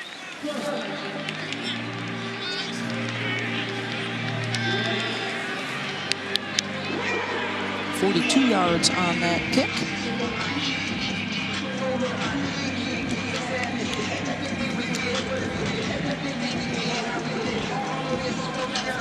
.119 to go. Brock Purdy and this offense got to be feeling much better about themselves after that last scoring drive. And it's still plenty of time, which means that they can still run their offense. Similar to what they've done all season long. They push the ball down the field. They're within 10 now. But I think now you can still try to reestablish Breece Hall on this drive. Get a nice drive going. Execute down the field. All 13 carries, 41 yards so far today. Purdy with throw it. And he's got Hutchinson. First down across the 45 and run out of bounds in the far sideline. Right, DeMarcus Fields, a gain of 22. And now they're starting to put together the big plays. Man, off the play action, right? You get a little play action, get everybody to suck up on Breece Hall, and then all of a sudden you have a streaking Hutchinson through the middle of the field. Hutchinson may have injured himself on that last play. He will stay in the game. Looked like he was clutching his arm. Purdy wide open underneath. They lost Allen. Hurdling over a defender and down inside the 35. And the Cyclones are fired up as he went right over Eric Monroe. Wow, the call at the right time. Tight end delayed. On the left side, Allen comes in and just waits for the defense to commit, then gets to the outside, little pop pass, and then showing the athletic ability for the backup tight end, fifth-year senior. Couple 20-yard plays on this drive, and then in the wrong direction as soon as they turned to the run game. Merriweather and Williams got right on Breece Hall. And another negative play, 7 yards. Every time they hand the ball off, it seems like Merriweather just shoots the gap. I think that's maybe his job today. And that's probably what Keith Patterson, the defensive coordinator, talked about was that what? Anytime they hand the ball off, you just go run. Just go run, make havoc. And he's been creating havoc for this run game. That'll take care of the third quarter. 31-21, Texas Tech with the lead over Iowa State as we head to the fourth.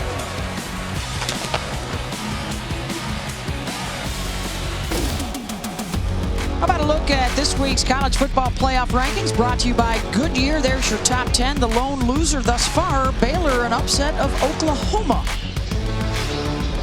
Notre Dame has won tonight against Virginia. Wait on the status of Brennan Armstrong for Virginia. See if they've got a shot tonight. And Oregon, you know, Pac-12 after dark. Yeah. You never, never know. Never know. Brock Purdy slings it to the edge. Another missed tackle, a couple of them out there. Rico Jeffers had the first crack at him. See where the spot is, a couple of yards short. Gain of 15 there.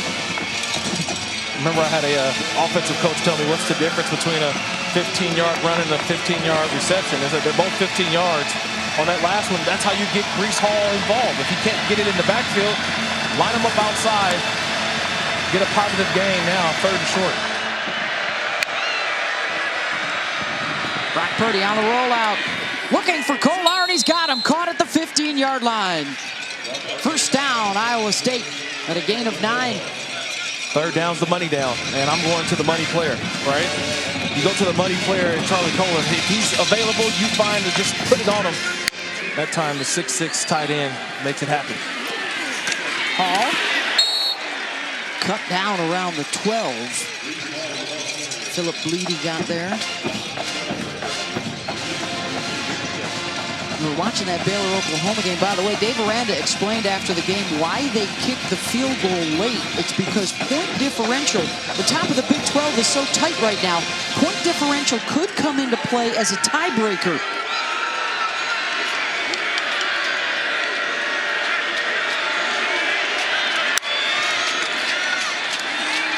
Purdy, Kohler, back shoulder, end zone. Got it, touchdown, Iowa State. Kohler and Monroe been battling all day, and Charlie wins that one, the 12-yard touchdown.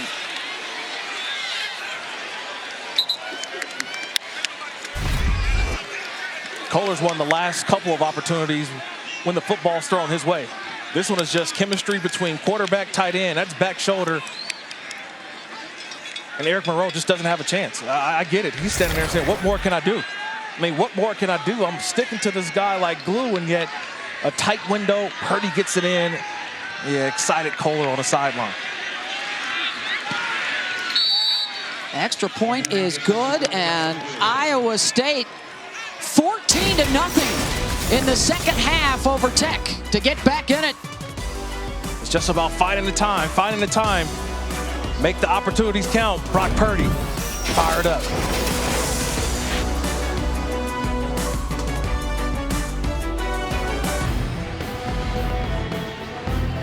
And don't forget, coming tomorrow on Sunday NFL Countdown at 10 Eastern, Russell Wilson's back. Looks like Aaron Rodgers is going to be back. Plus, find out who got mossed. And it all leads up through a wonderful Sunday of NFL football and into Monday night for the Rams and the 49ers. Countdown starts at 6. Kickoff at 8. Big one for LA. They got some new faces in town. Yeah, they lose Robert Woods, receiver, but they signed Odell Beckham, who will make his debut, and also Von Miller making his debut possibly. And let's check in with Kevin.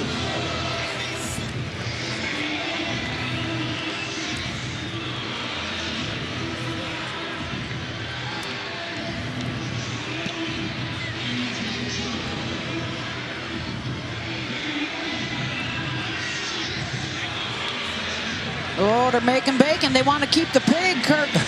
They want to keep Floyd. Yeah. Floyd of Rosedale Trophy. That Big Ten West is wild. Wisconsin a winner today over Northwestern. So Roderick Thompson, see if they can get this offense back to where it was in the first half when they dominated. But the Iowa State defense has taken charge in this second half. Gain of 13 there. Well, the offense was rolling, but 4th down came up on 2 opportunities, and they didn't make it on 4th down. 2 opportunities to kick field goals, they didn't do it. And it's been about this Iowa State defense in the second half. You've seen only giving up 100 yards. They've made their adjustments, it seems like, for Donovan Smith. They've been able to keep him corralled this second half. Big debut in the first half for Donovan. 3rd different quarterback they've had this year. He'll fire it. Got a man wide open around midfield. Ezukama coming up with big plays down to the 41-yard line. He gets 21 there. Don? Well, Beth, Iowa State's defense only giving up about 8 points per game in second halves this season. So far, they're helping that average, and they've had Will McDonald back in and out. You know, I talked about the lack of communication in the first half. Completely different Iowa State sideline here in the second half, especially on the defensive side of the ball. They're feeling it. It's quiet over here on Texas Tech's sideline. Well, then you have to have a quiet confidence that you can go out and win this game. And that's what Sonny Cumbie, the head coach, has been talking about all. We just got to execute. We know we can play good football. We just got to execute. And right now, trying to execute a drive right here.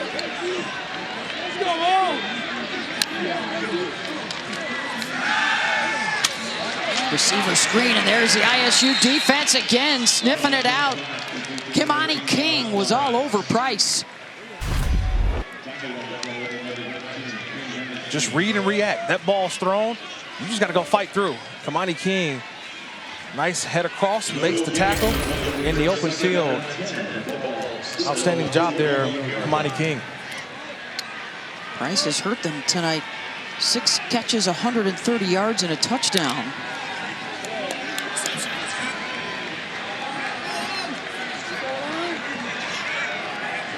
On 2nd and 10.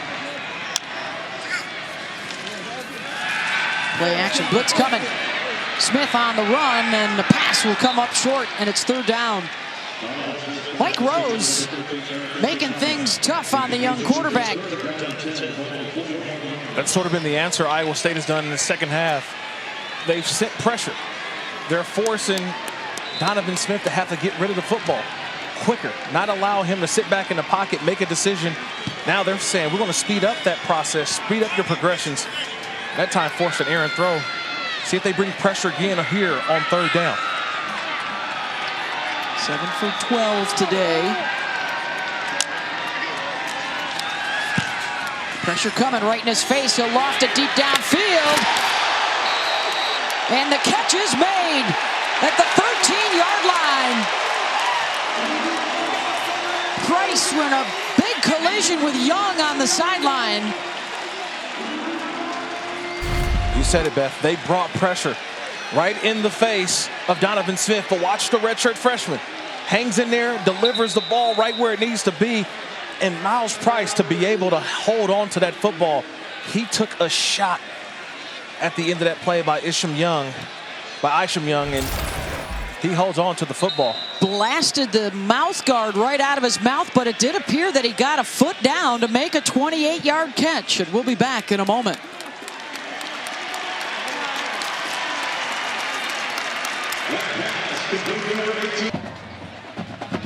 Welcome back to ESPN College Football Veterans Week on ESPN, brought to you by USAA. A 3-point game, Texas Tech with the lead. A big catch for Miles Price, who takes a big hit and holds on. Yeah, just first of all, a nice throw again by Donovan Smith. He puts it out there to where Price can grab it. The nice hit by Isham Young, and take a listen to it. You talk about concentration and holding on to the ball. Good job there by Miles Price. Appears to be okay. He will come out for a play. His 7th catch, 158 yards today. And Donovan Smith continues to shine at quarterback. So Roderick Thompson trying to stay in bounds. Touchdown, Texas Tech.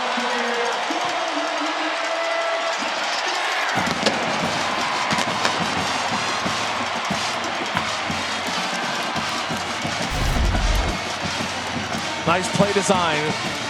Watch the eyes of the quarterback. He holds everyone just for a second. And it allows Sir Roderick Thompson to get to the outside. Does he get in? Yeah, he does. He sticks that ball across the pylon, across the goal line. Nice balance there by Sir Roderick Thompson. 9th touchdown in his last 7 games, and he fires up that pump jack. Extra point is good. The response by the Red Raiders. And it's back up to a 10-point lead with under 11 minutes to go. 6 plays, 75 yards in 2.5 minutes. I just like the way that everyone paused for a second because they're looking at the quarterback. And Greg Eisworth is keeping his eyes on Donovan Smith, and that's how Thompson was able to get outside to the corner and race into the end zone.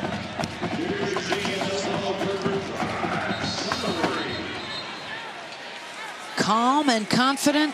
Donovan Smith at quarterback, 295 yards passing, 46 rushing. And they seem to have found another good one, the redshirt freshman from Las Vegas. Following in the footsteps of the likes of Patrick Mahomes and Cliff Kingsbury, Graham Harrell, Seth Dagey, B.J. Simmons, Davis Webb, they've had a bunch. Running the air raid over the years. Sonny Cumbie, who says he wants to stay as the offensive coordinator for new head coach Joey McGuire. More on that when we come back.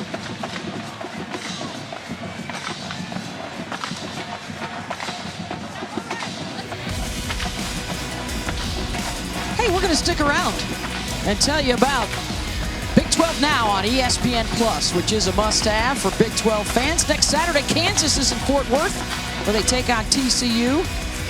And with college basketball season now underway, look at all the men's and women's basketball games we've got coming your way. If you're a Big 12 fan, you got to have it.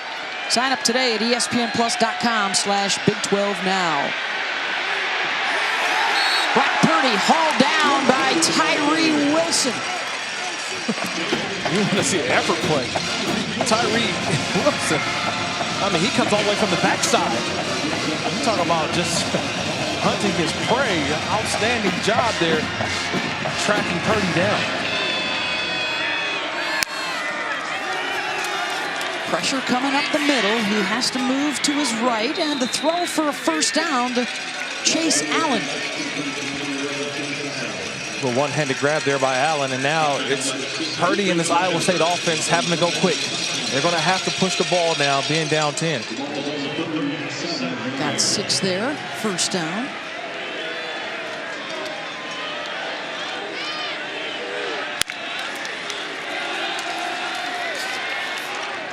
Hall, he's got some room. Gets out to the 45 at a gain of 8. Such high expectations. You know, they had so much coming back, so much experience with this offense around Matt Campbell now in his 6th season. They lost the early one to Iowa and then got things rolling a bit. Stumbled badly at West Virginia and now in big trouble against another team with a losing record in the conference on the road at Texas Tech, with 9.5 minutes to try and change the course of the rest of their season, which includes Oklahoma next week. Purdy across midfield and into Red Raider territory. It's Allen. They've really utilized the tight ends in this second half without the ability to run. Yeah, it's been Kohler, Allen this whole entire second half. Sprinkled in a little Hutchinson, but that's 10 passes in a row for Brock Purdy that he's completed. So he's on a nice little run right now. Purdy with the time. Forward progress on this catch, out to or down to the 42 to Wilson. That's 11 passes in a row now. So they're going to probably abandon the run game. You may get sprinkle one here and there, but Purdy right now seems to be like, you know what? I'm going to go to 8, 17, and 88, and now throw in Chase Allen, number 11 as well. Purdy, again, the pass protection is there, and then the flag flies as it breaks down. Purdy forced out of bounds, but the flag in the area of a hold. Daryl Simmons trying to contain Devin Drew. Holding, number 55. Offense, 10-yard penalty. Still second down.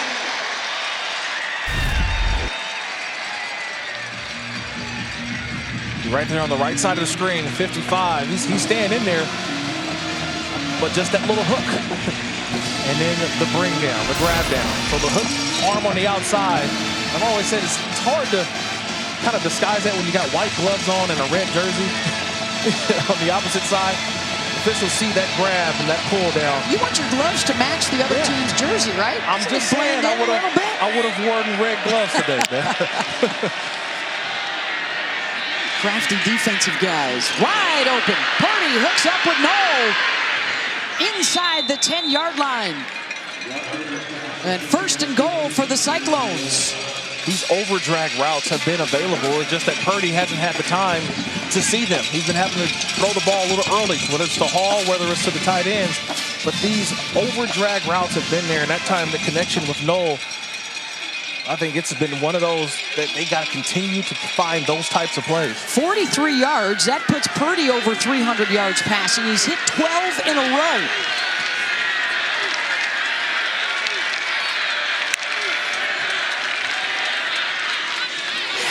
And that one is picked off on the goal line. Intercepted by Dadrian Taylor Demerson.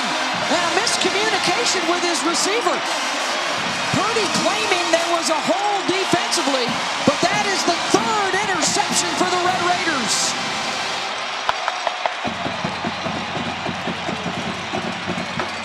I think Purdy's trying to get the ball to Kohler, and he's hung up right there at the line of scrimmage. There was a little hold in there, and the ball was thrown where Purdy thought that Kohler was going to be. It looks like Reggie Pearson, who was the safety, had a little bit of a hold, and I'm wondering, did they call that? Well, they missed the call, but it's a penalty flag on there. Is that excessive celebration by Texas Tech? Yeah, the flag is way out here at midfield. Here's the play again. Watch the left side of the screen. Nope. It was a little side, little hold I saw early in the down by 22 Pearson. And that's what Purdy's upset about, is that he was throwing to where Kohler was supposed to be, but yet after the play is over, unsportsmanlike conduct on Texas Tech on the following numbers: 24, 25, 3, and 54. Excessive celebration that carried outside the team area. Half the distance to the goal. Will be first down, Texas Tech. Previous play of an interception is now under further review. And now they will also review the interception to make sure it was a catch. 4 interceptions coming into this game all season by Brock Purdy, and he's thrown 3 today. This last one's under review.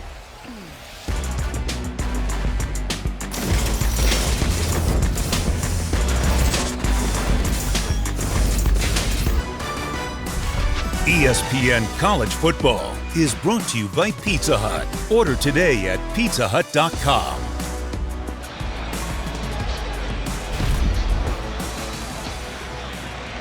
So that last play has been overturned under review, and another good call by the officials. This was not an interception.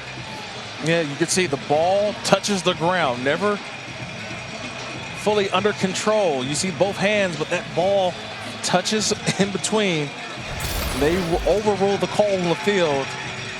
But remember, the unsportsmanlike conduct penalties put this first and goal.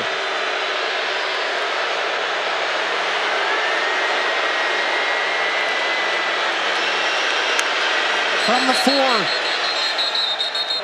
And a flag on the snap there.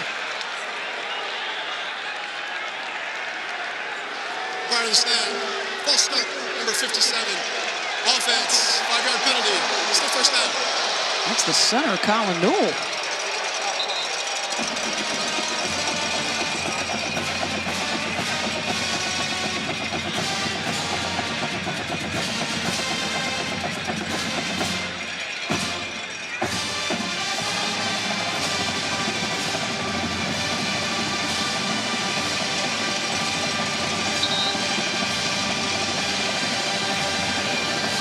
The officials are coming over to the sideline now to talk with Sonny Cumbie.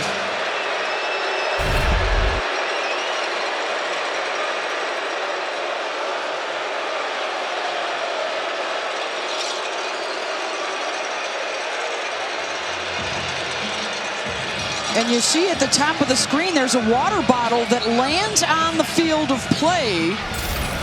And now reports from down on the field that there are things being thrown out onto the surface.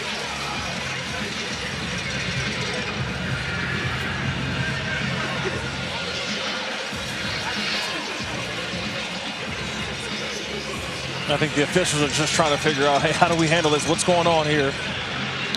Background, if you're just joining us, right? We have had a ton of reviews. Yes. from our vantage point, they've all been called correctly, but they all have gone against Texas Tech. And so there is some frustration in the stadium, and that's where we're at here. And we've seen numerous times where these objects have been thrown on the field. Now, they have not affected the play on the field, but in that particular instance, there's a bottle thrown on the field right before the snap. And that's where Matt Campbell is saying, absolutely no place for that. You can't do that.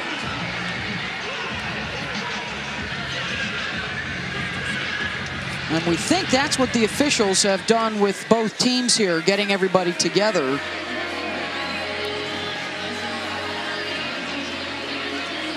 Send it down to Dawn. Dawn, who's down there on the field. Dawn? Yeah, just listen to the official. They were actually pointing out the area and this segment to security where some things had flown onto the field so that they could go address that segment and that section in the stands. That's what the official was talking to security about.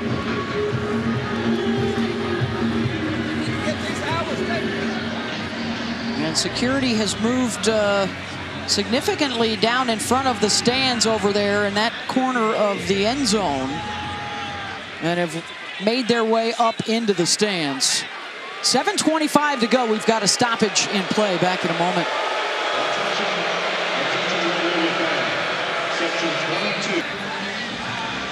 A strange scene here in Lubbock after projectiles were thrown onto the field. The police have gone in and cleared out the two sections over there in the corner of the end zone. And as a result, as you can see, the mass of people just moved over a section behind the Iowa State bench or moved over a section into the end zone. There have been announcements made that any projectiles thrown will get you kicked out of here and possibly lead to a penalty.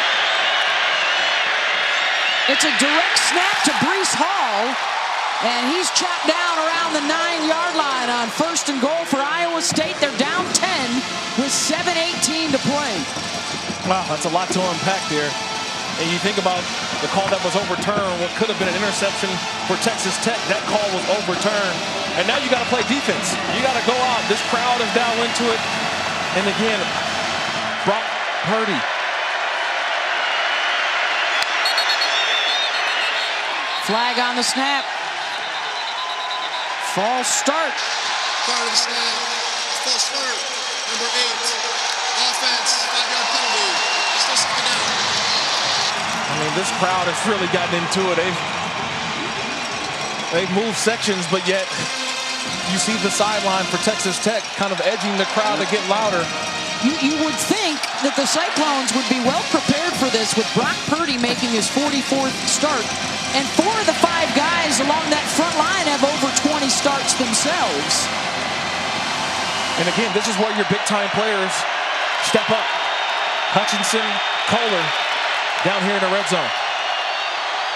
Purdy against a 3-man rush. Hall out of the backfield, the spin at the 10, creating space for himself. Breece Hall, touchdown, Iowa State. Second time he has spun out of trouble and scored.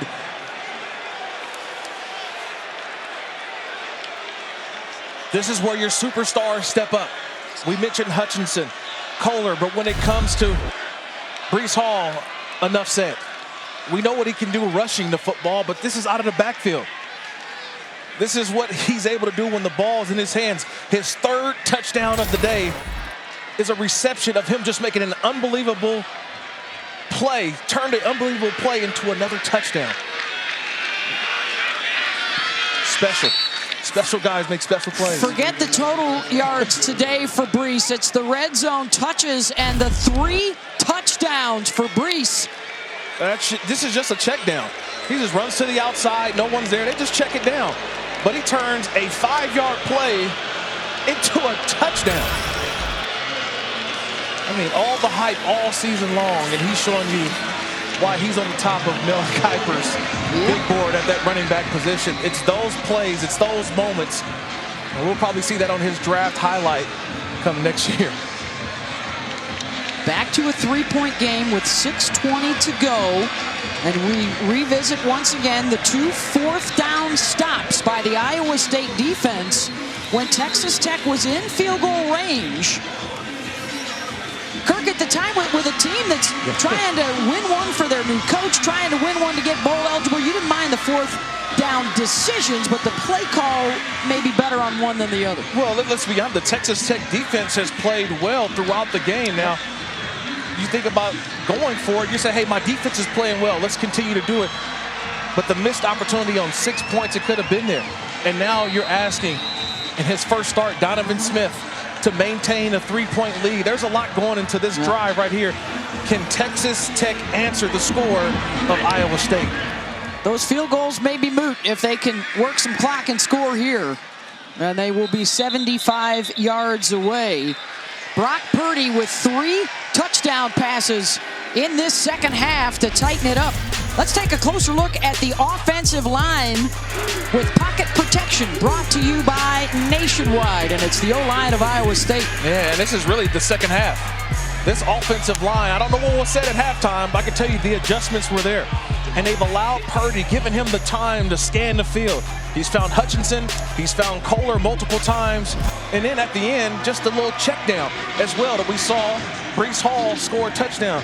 This offensive line gets a ton of credit for what they've been able to do in the second half to give the time for Purdy to make some plays. So Roderick Thompson will run it out across the 30. Good, powerful legs from Roderick. Young with the tackle. Ball security big here for the Red Raiders. And again, we've talked about this throughout the game, that Donovan Smith, the redshirt freshman, comes over to the sideline, gets the call from Sonny Cumbie, runs back in to the huddle, and this is something that they're going to continue to run this clock. They're going to bleed this clock. So as this drive goes along, you got to use the clock as your ally as well if you're Texas Tech.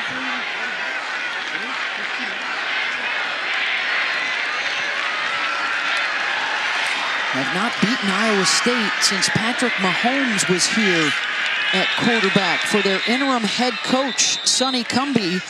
And all the emotions around the new guy in town, Joey McGuire, taking over next year. He's already here, and he'll be working with the team throughout the rest of the season, but going to let Sonny Cumbie and the rest of the coaching staff take the day-to-day.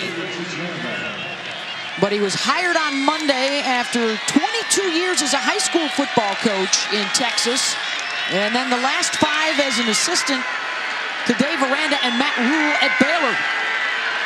And he's trying to make the jump to the Red Raiders. Pass broken up, incomplete down the middle. His big selling point was, why can't Texas Tech play for a Big 12 championship? Almost everybody else in the league has. What will it take to get them there?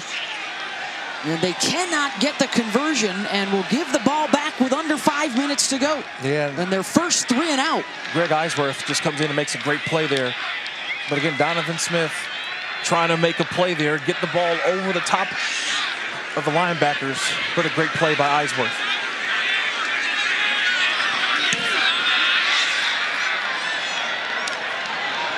They'll catch at the 20, so 80 yards away for Iowa State. Let's go to Kevin in a studio update.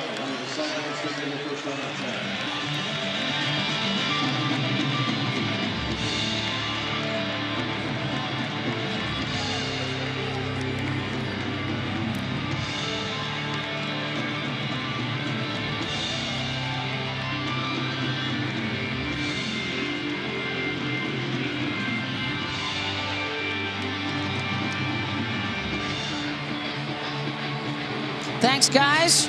Yeah, Georgia looking good. 4-player lined up in the backfield, kicking team.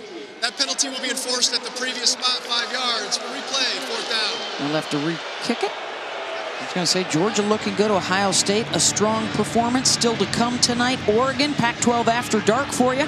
Notre Dame in primetime tonight on ABC.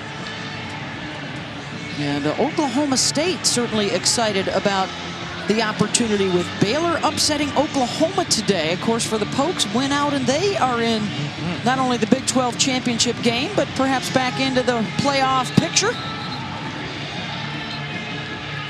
Texas Tech playing spoiler today, trying to at least.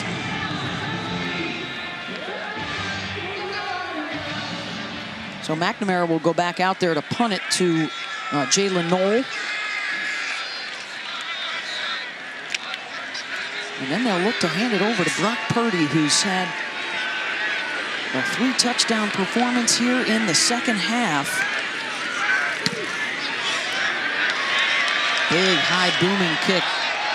And same as it was the last time, ball at the 20-yard line. College hoop season underway, and tonight a good one for you. Top 5 matchup. Former Red Raider Chris Beard now in Austin with the Longhorns taking on top-ranked Gonzaga. Coverage begins at 10:30 Eastern on ESPN2. Chet Holmgren is the top dog, if you will, in this year's recruiting class. Yeah, absolutely. Can't wait to see him play. One of those guys that it's to see how tall he is and the way he moves like a guard. Can't wait to see him on display. He's coming up college hoops tonight. Brock Purdy trying to lead the Cyclones on a game-winning drive. They'll pick up 7 there on first down and trying to hustle back to the line of scrimmage. Go a little tempo here. Purdy now 17 of 20 in the second half. 3 touchdowns and a pick.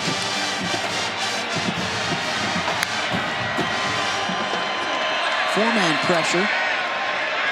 Incomplete. Had Knoll with a step on the defender at midfield. And it's third down. Texas Tech got away with one there. They weren't aligned correctly. DeMarcus Fields is running over late. You see the defender running over late, and he actually bumps Knoll off. Could have been a penalty called on Texas Tech. But Fields not communicating, getting over late. Missed opportunity there for Iowa State. Could have been a big play.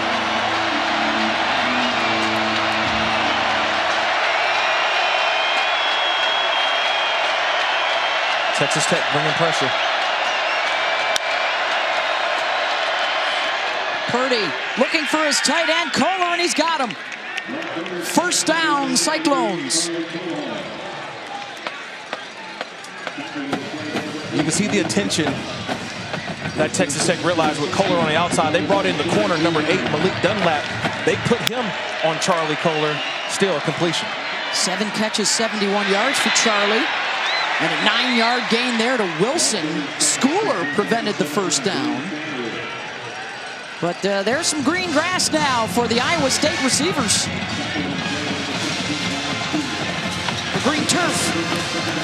No, I hear you, but it's about the pass rush for Texas Tech. They got to find a rush here.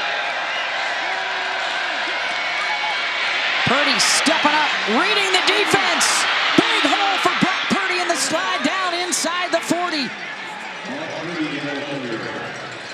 He runs for 19. This is the underrated part of Brock Purdy's game. He's a gamer. He realizes the situation. Everybody's covered downfield. The rush gets up too far, and Purdy takes off and picks up what the defense gives him. Underrated part of Brock Purdy's game.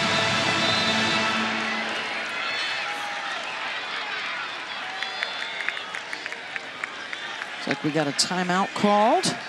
Texas Tech has called their timeout 30 seconds and late. That'll be the first timeout for Texas Tech. They'll have a couple left. Iowa State with all 3 in a 3-point game, 3:03 to go. Beth Bowens, Kirk Morrison, and Dawn Davenport with you in Lubbock, Texas. Big showing for Donovan Smith. Got Texas Tech out to the big lead, but Brock Purdy and Iowa State with the big answer trying to finish it off. Well, Iowa State went to their superstars, right? They went to Hutchinson. They went to the tight end Kohler, and then Breece Hall, one of the best running backs in all of college football. You put the ball in those guys' hands, and you see it's been a different second half offensively for Iowa State.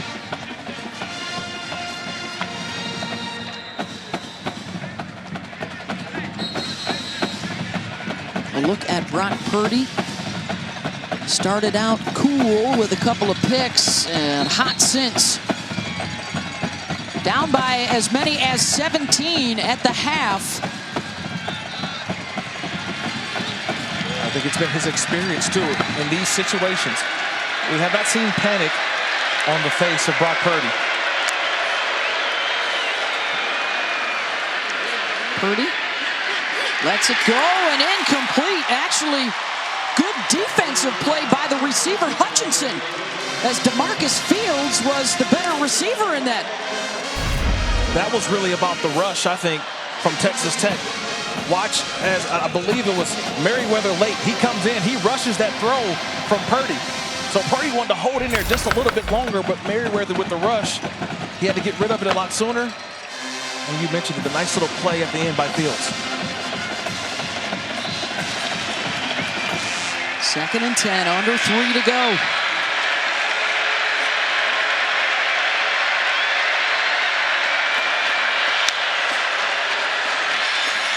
Bring 4 guys again. That's it. Purdy. Incomplete. Big hit from Monroe, and he and Kolar continue their battle. And Eric won that one. And it's 3rd down and 10. Give Keith Patterson a ton of credit, the defensive coordinator for Texas Tech. He took Monroe off of Kolar, but he still keeps Monroe's eyes on the tight end. He's just not covering man-to-man.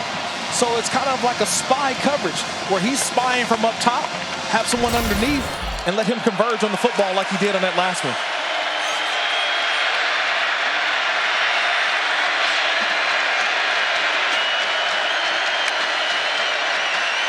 Pressure coming. Purdy. Complete. Kolar fighting for the 1st down, and he's got it.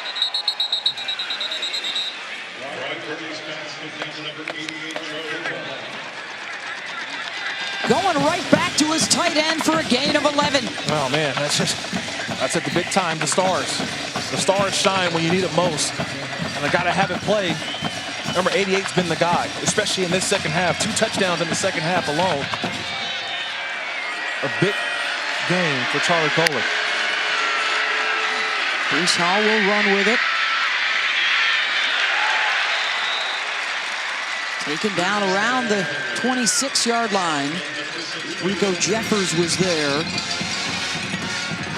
What's at stake for Iowa State? Well, they're trying to stay right in the thick of the race for a spot in the Big 12 championship game. Still can get to a 10-win season. For Texas Tech, 1 win away from bowl eligibility on a week where they hired a new head coach to lead them in the future, Joey McGuire. With a freshman quarterback making his first start tonight. Or will it be the veteran Purdy? Brock will run with it. Pushes his way close to the 20. And it's going to be 3rd down. And now Texas Tech wants to use another timeout, figuring, okay, we would like as much time left here as possible if it's a tie game or we trail. So let's play defense here, right? Defensively, Texas Tech, what's the first person, or who's the first person that you want to take away? It's got to be number 88, the tight end. He's been Brock Purdy's guy in the second half. So he's got 6 catches, I think, in the second half alone. I'm keeping an eye on 88. And that's him. Now he's down. Yeah. I mean, he's been utilized throughout. He may be just getting a little blow real quick, getting the breath. Because they're probably coming to him right here on this 3rd and 2. If they don't hand it off to the back as well. Breece Hall is still in play here.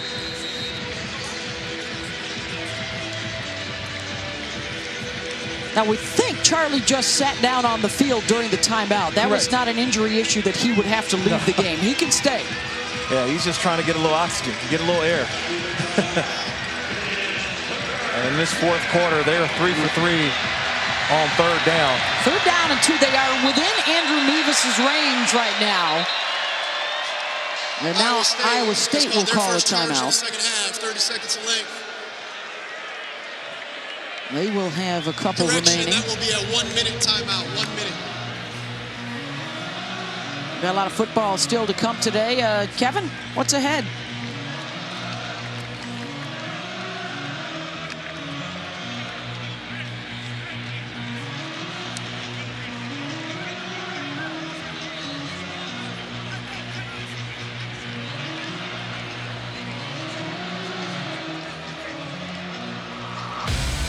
Thanks, Kevin. Here's a look at your updated Big 12 standings with Baylor's upset of Oklahoma.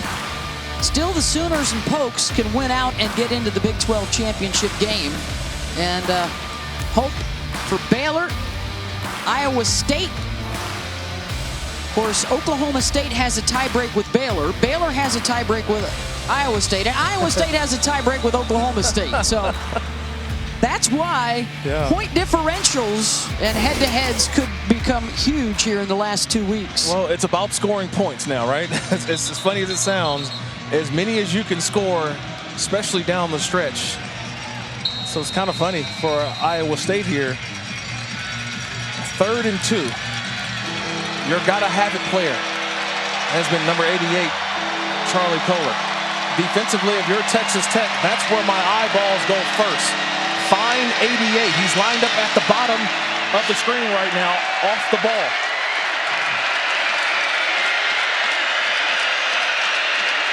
Short motion.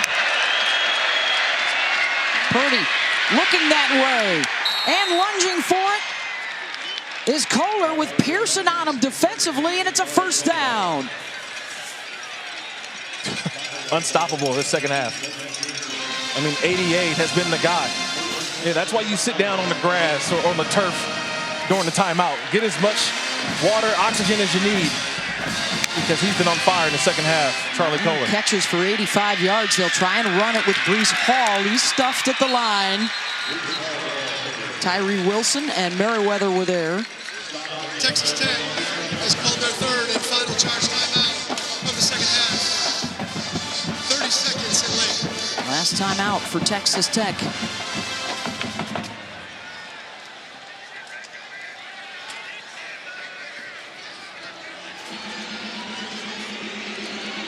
Andrew Mevis is 15 of 17 on the season. As long as 54, they are within that range.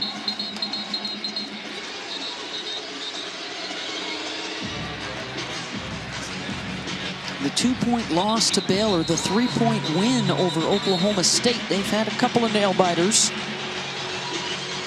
For Texas Tech, how critical it would be to get a win to get to bowl eligibility. They got Oklahoma State and Baylor left with those extra practices, that extra time with their new head coach and with each other.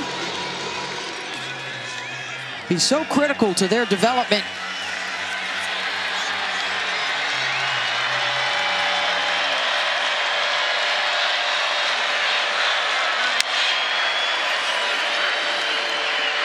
Purdy to the end zone, incomplete.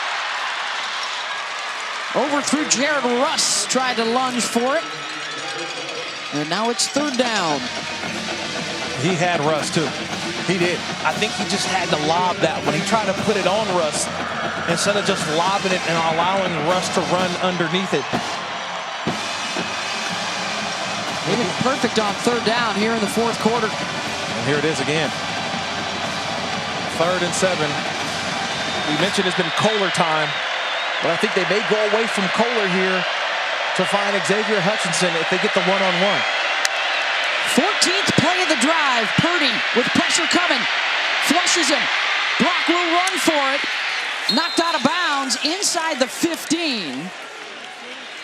And it looks like they're going to mark it around the 12-yard line, and it's 4th down. Run out by Colin Schooler. And they will go for the field goal here to try and tie it up. 1:05 to go. Terrific job by Texas Tech. They take away Kohler up top and Hutchinson, forcing Purdy to have to go make a play. And Colin Schooler getting him short of the 1st down. 29-yard attempt for Mevis.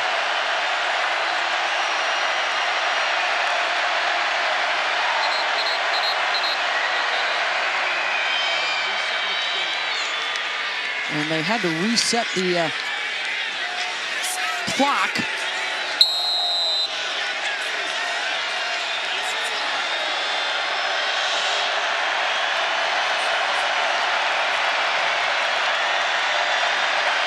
Connor Guest, the long snapper. Blake Clark, the hold. Mevis, the kick to tie it. And it's good. Even at 38 with 1 minute to go.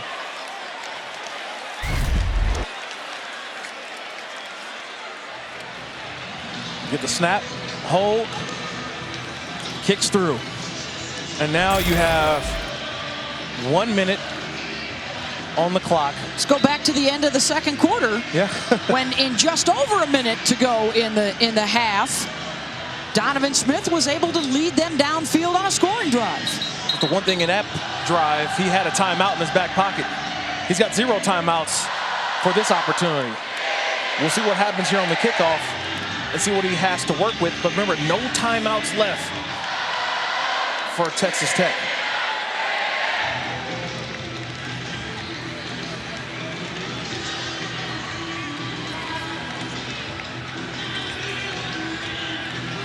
They've erased a 17-point deficit here in the second half, outscoring Texas Tech 24-7 to knot this thing at 38. And the go-ahead drive stalls. They'll take the 3. And now Mevis to boot it away.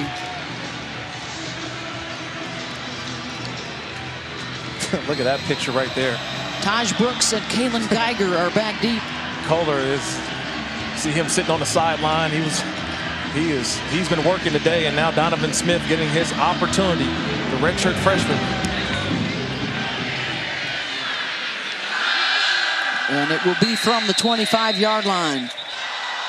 The interim head coach, Sonny Cumbie, the redshirt freshman quarterback in his first start, Donovan Smith. And it's go time for the Red Raiders. And I think what Sonny Cumbie is telling his quarterback is that, remember, we don't need it all in one play. So take what the defense gives us, okay? If it's a check down, it has to be a check down. It's not a situation where he's throwing to the sideline right now. Try to utilize the whole field.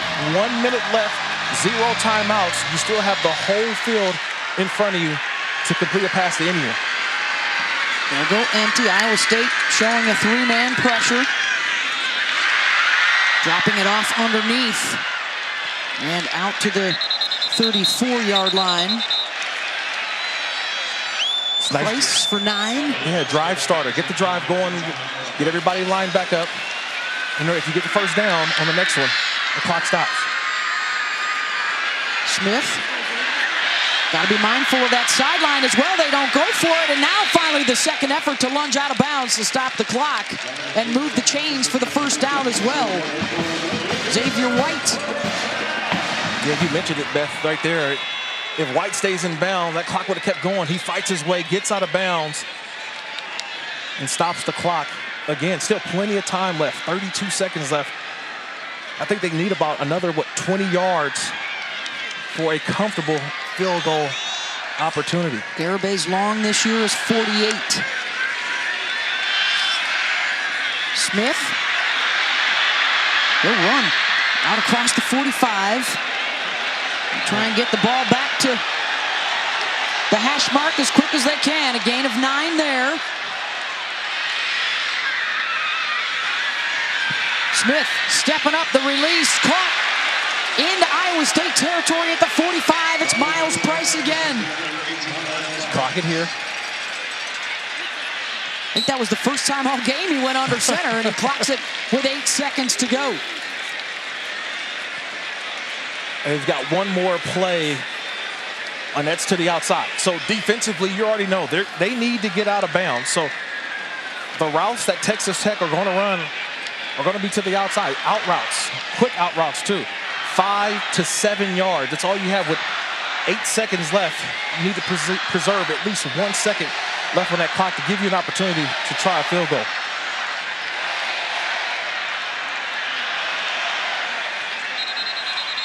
I think you call timeout, Iowa State. You got too many guys. Iowa State has called their second charge timeout of the second half. 30 seconds in length. Too many guys inside the hash marks. Remember, if they run a play and anything in the middle of the field, they get tackle, game's over. So I should have 2 or 3 guys on each sideline protecting the sideline.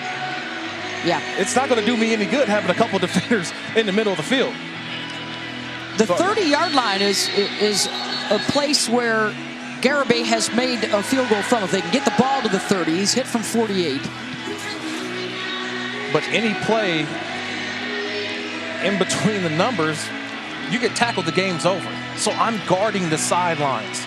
And I think that's what Iowa State defensively is talking about. Hey, guys, we guard the sidelines.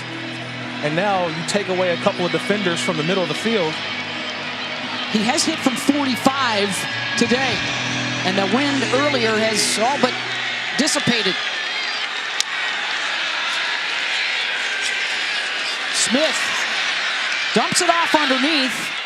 White able to get out of bounds. 3 seconds left. That's a minimal gain, and now you're talking about a, looks to be what, about a... Whew. Here comes Jonathan Garibay. Good from 45. His long this season, 48. He is 11 for 11 on the year. This would be a 62-yard attempt. Iowa State, you call timeout, maybe get a defender back there just in case. Iowa State has called their third and final charge timeout of the game. 30 seconds late. It will be the snap of Jackson Knotts out of the hold of Austin McNamara and the leg of Jonathan Garibay as Tech tries to pull off the upset of Iowa State. I thought they would attack the sideline a little bit better than that on the previous play. That was just more of a check down that Iowa State invited him. Hey, throw the check down. That's a minimal game for us. But I think with this 62-yard attempt, there's two things that come in play here, Beth. With the longer kick, always the trajectory of the kick.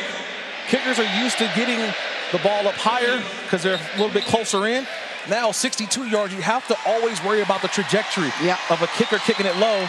Iowa State called the timeout, and now they will send a returner back. Yep. And if you're Texas Tech again, after the kick, you're yelling, you got to cover, you got to cover. 62 yards for the win. Jonathan Garibay, the boot is away, and it's good! Wow! Walk-off win for the Red Raiders, 62 yards!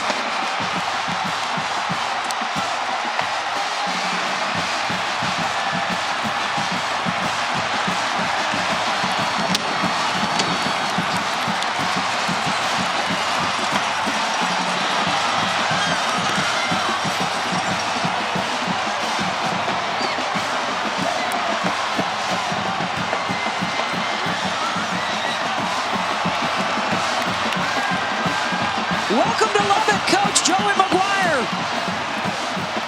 The program that he will lead next season just came together for each other and pulled off the miraculous win. Garibay with a 62-yarder, 41-38. Texas Tech beats Iowa State. Wow. Just watch the operation. Snap, hold, the kick. We knew he had the distance when he kicked it, but did he have the accuracy? And boy, did he ever. With the club on the right hand, on the forearm, he kicks it through. And we got to give credit to the redshirt freshman quarterback, Donovan Smith. 1 minute on the clock. Redshirt freshman drives his team all the way down to have the opportunity to kick that 62-yard bomb. Wow, what a game. A wild one in Lubbock. Kentucky and Vanderbilt coming up for Kirk and Dawn. I'm Beth. Thanks so much for being with us. 41-38. Texas Tech get a walk-off.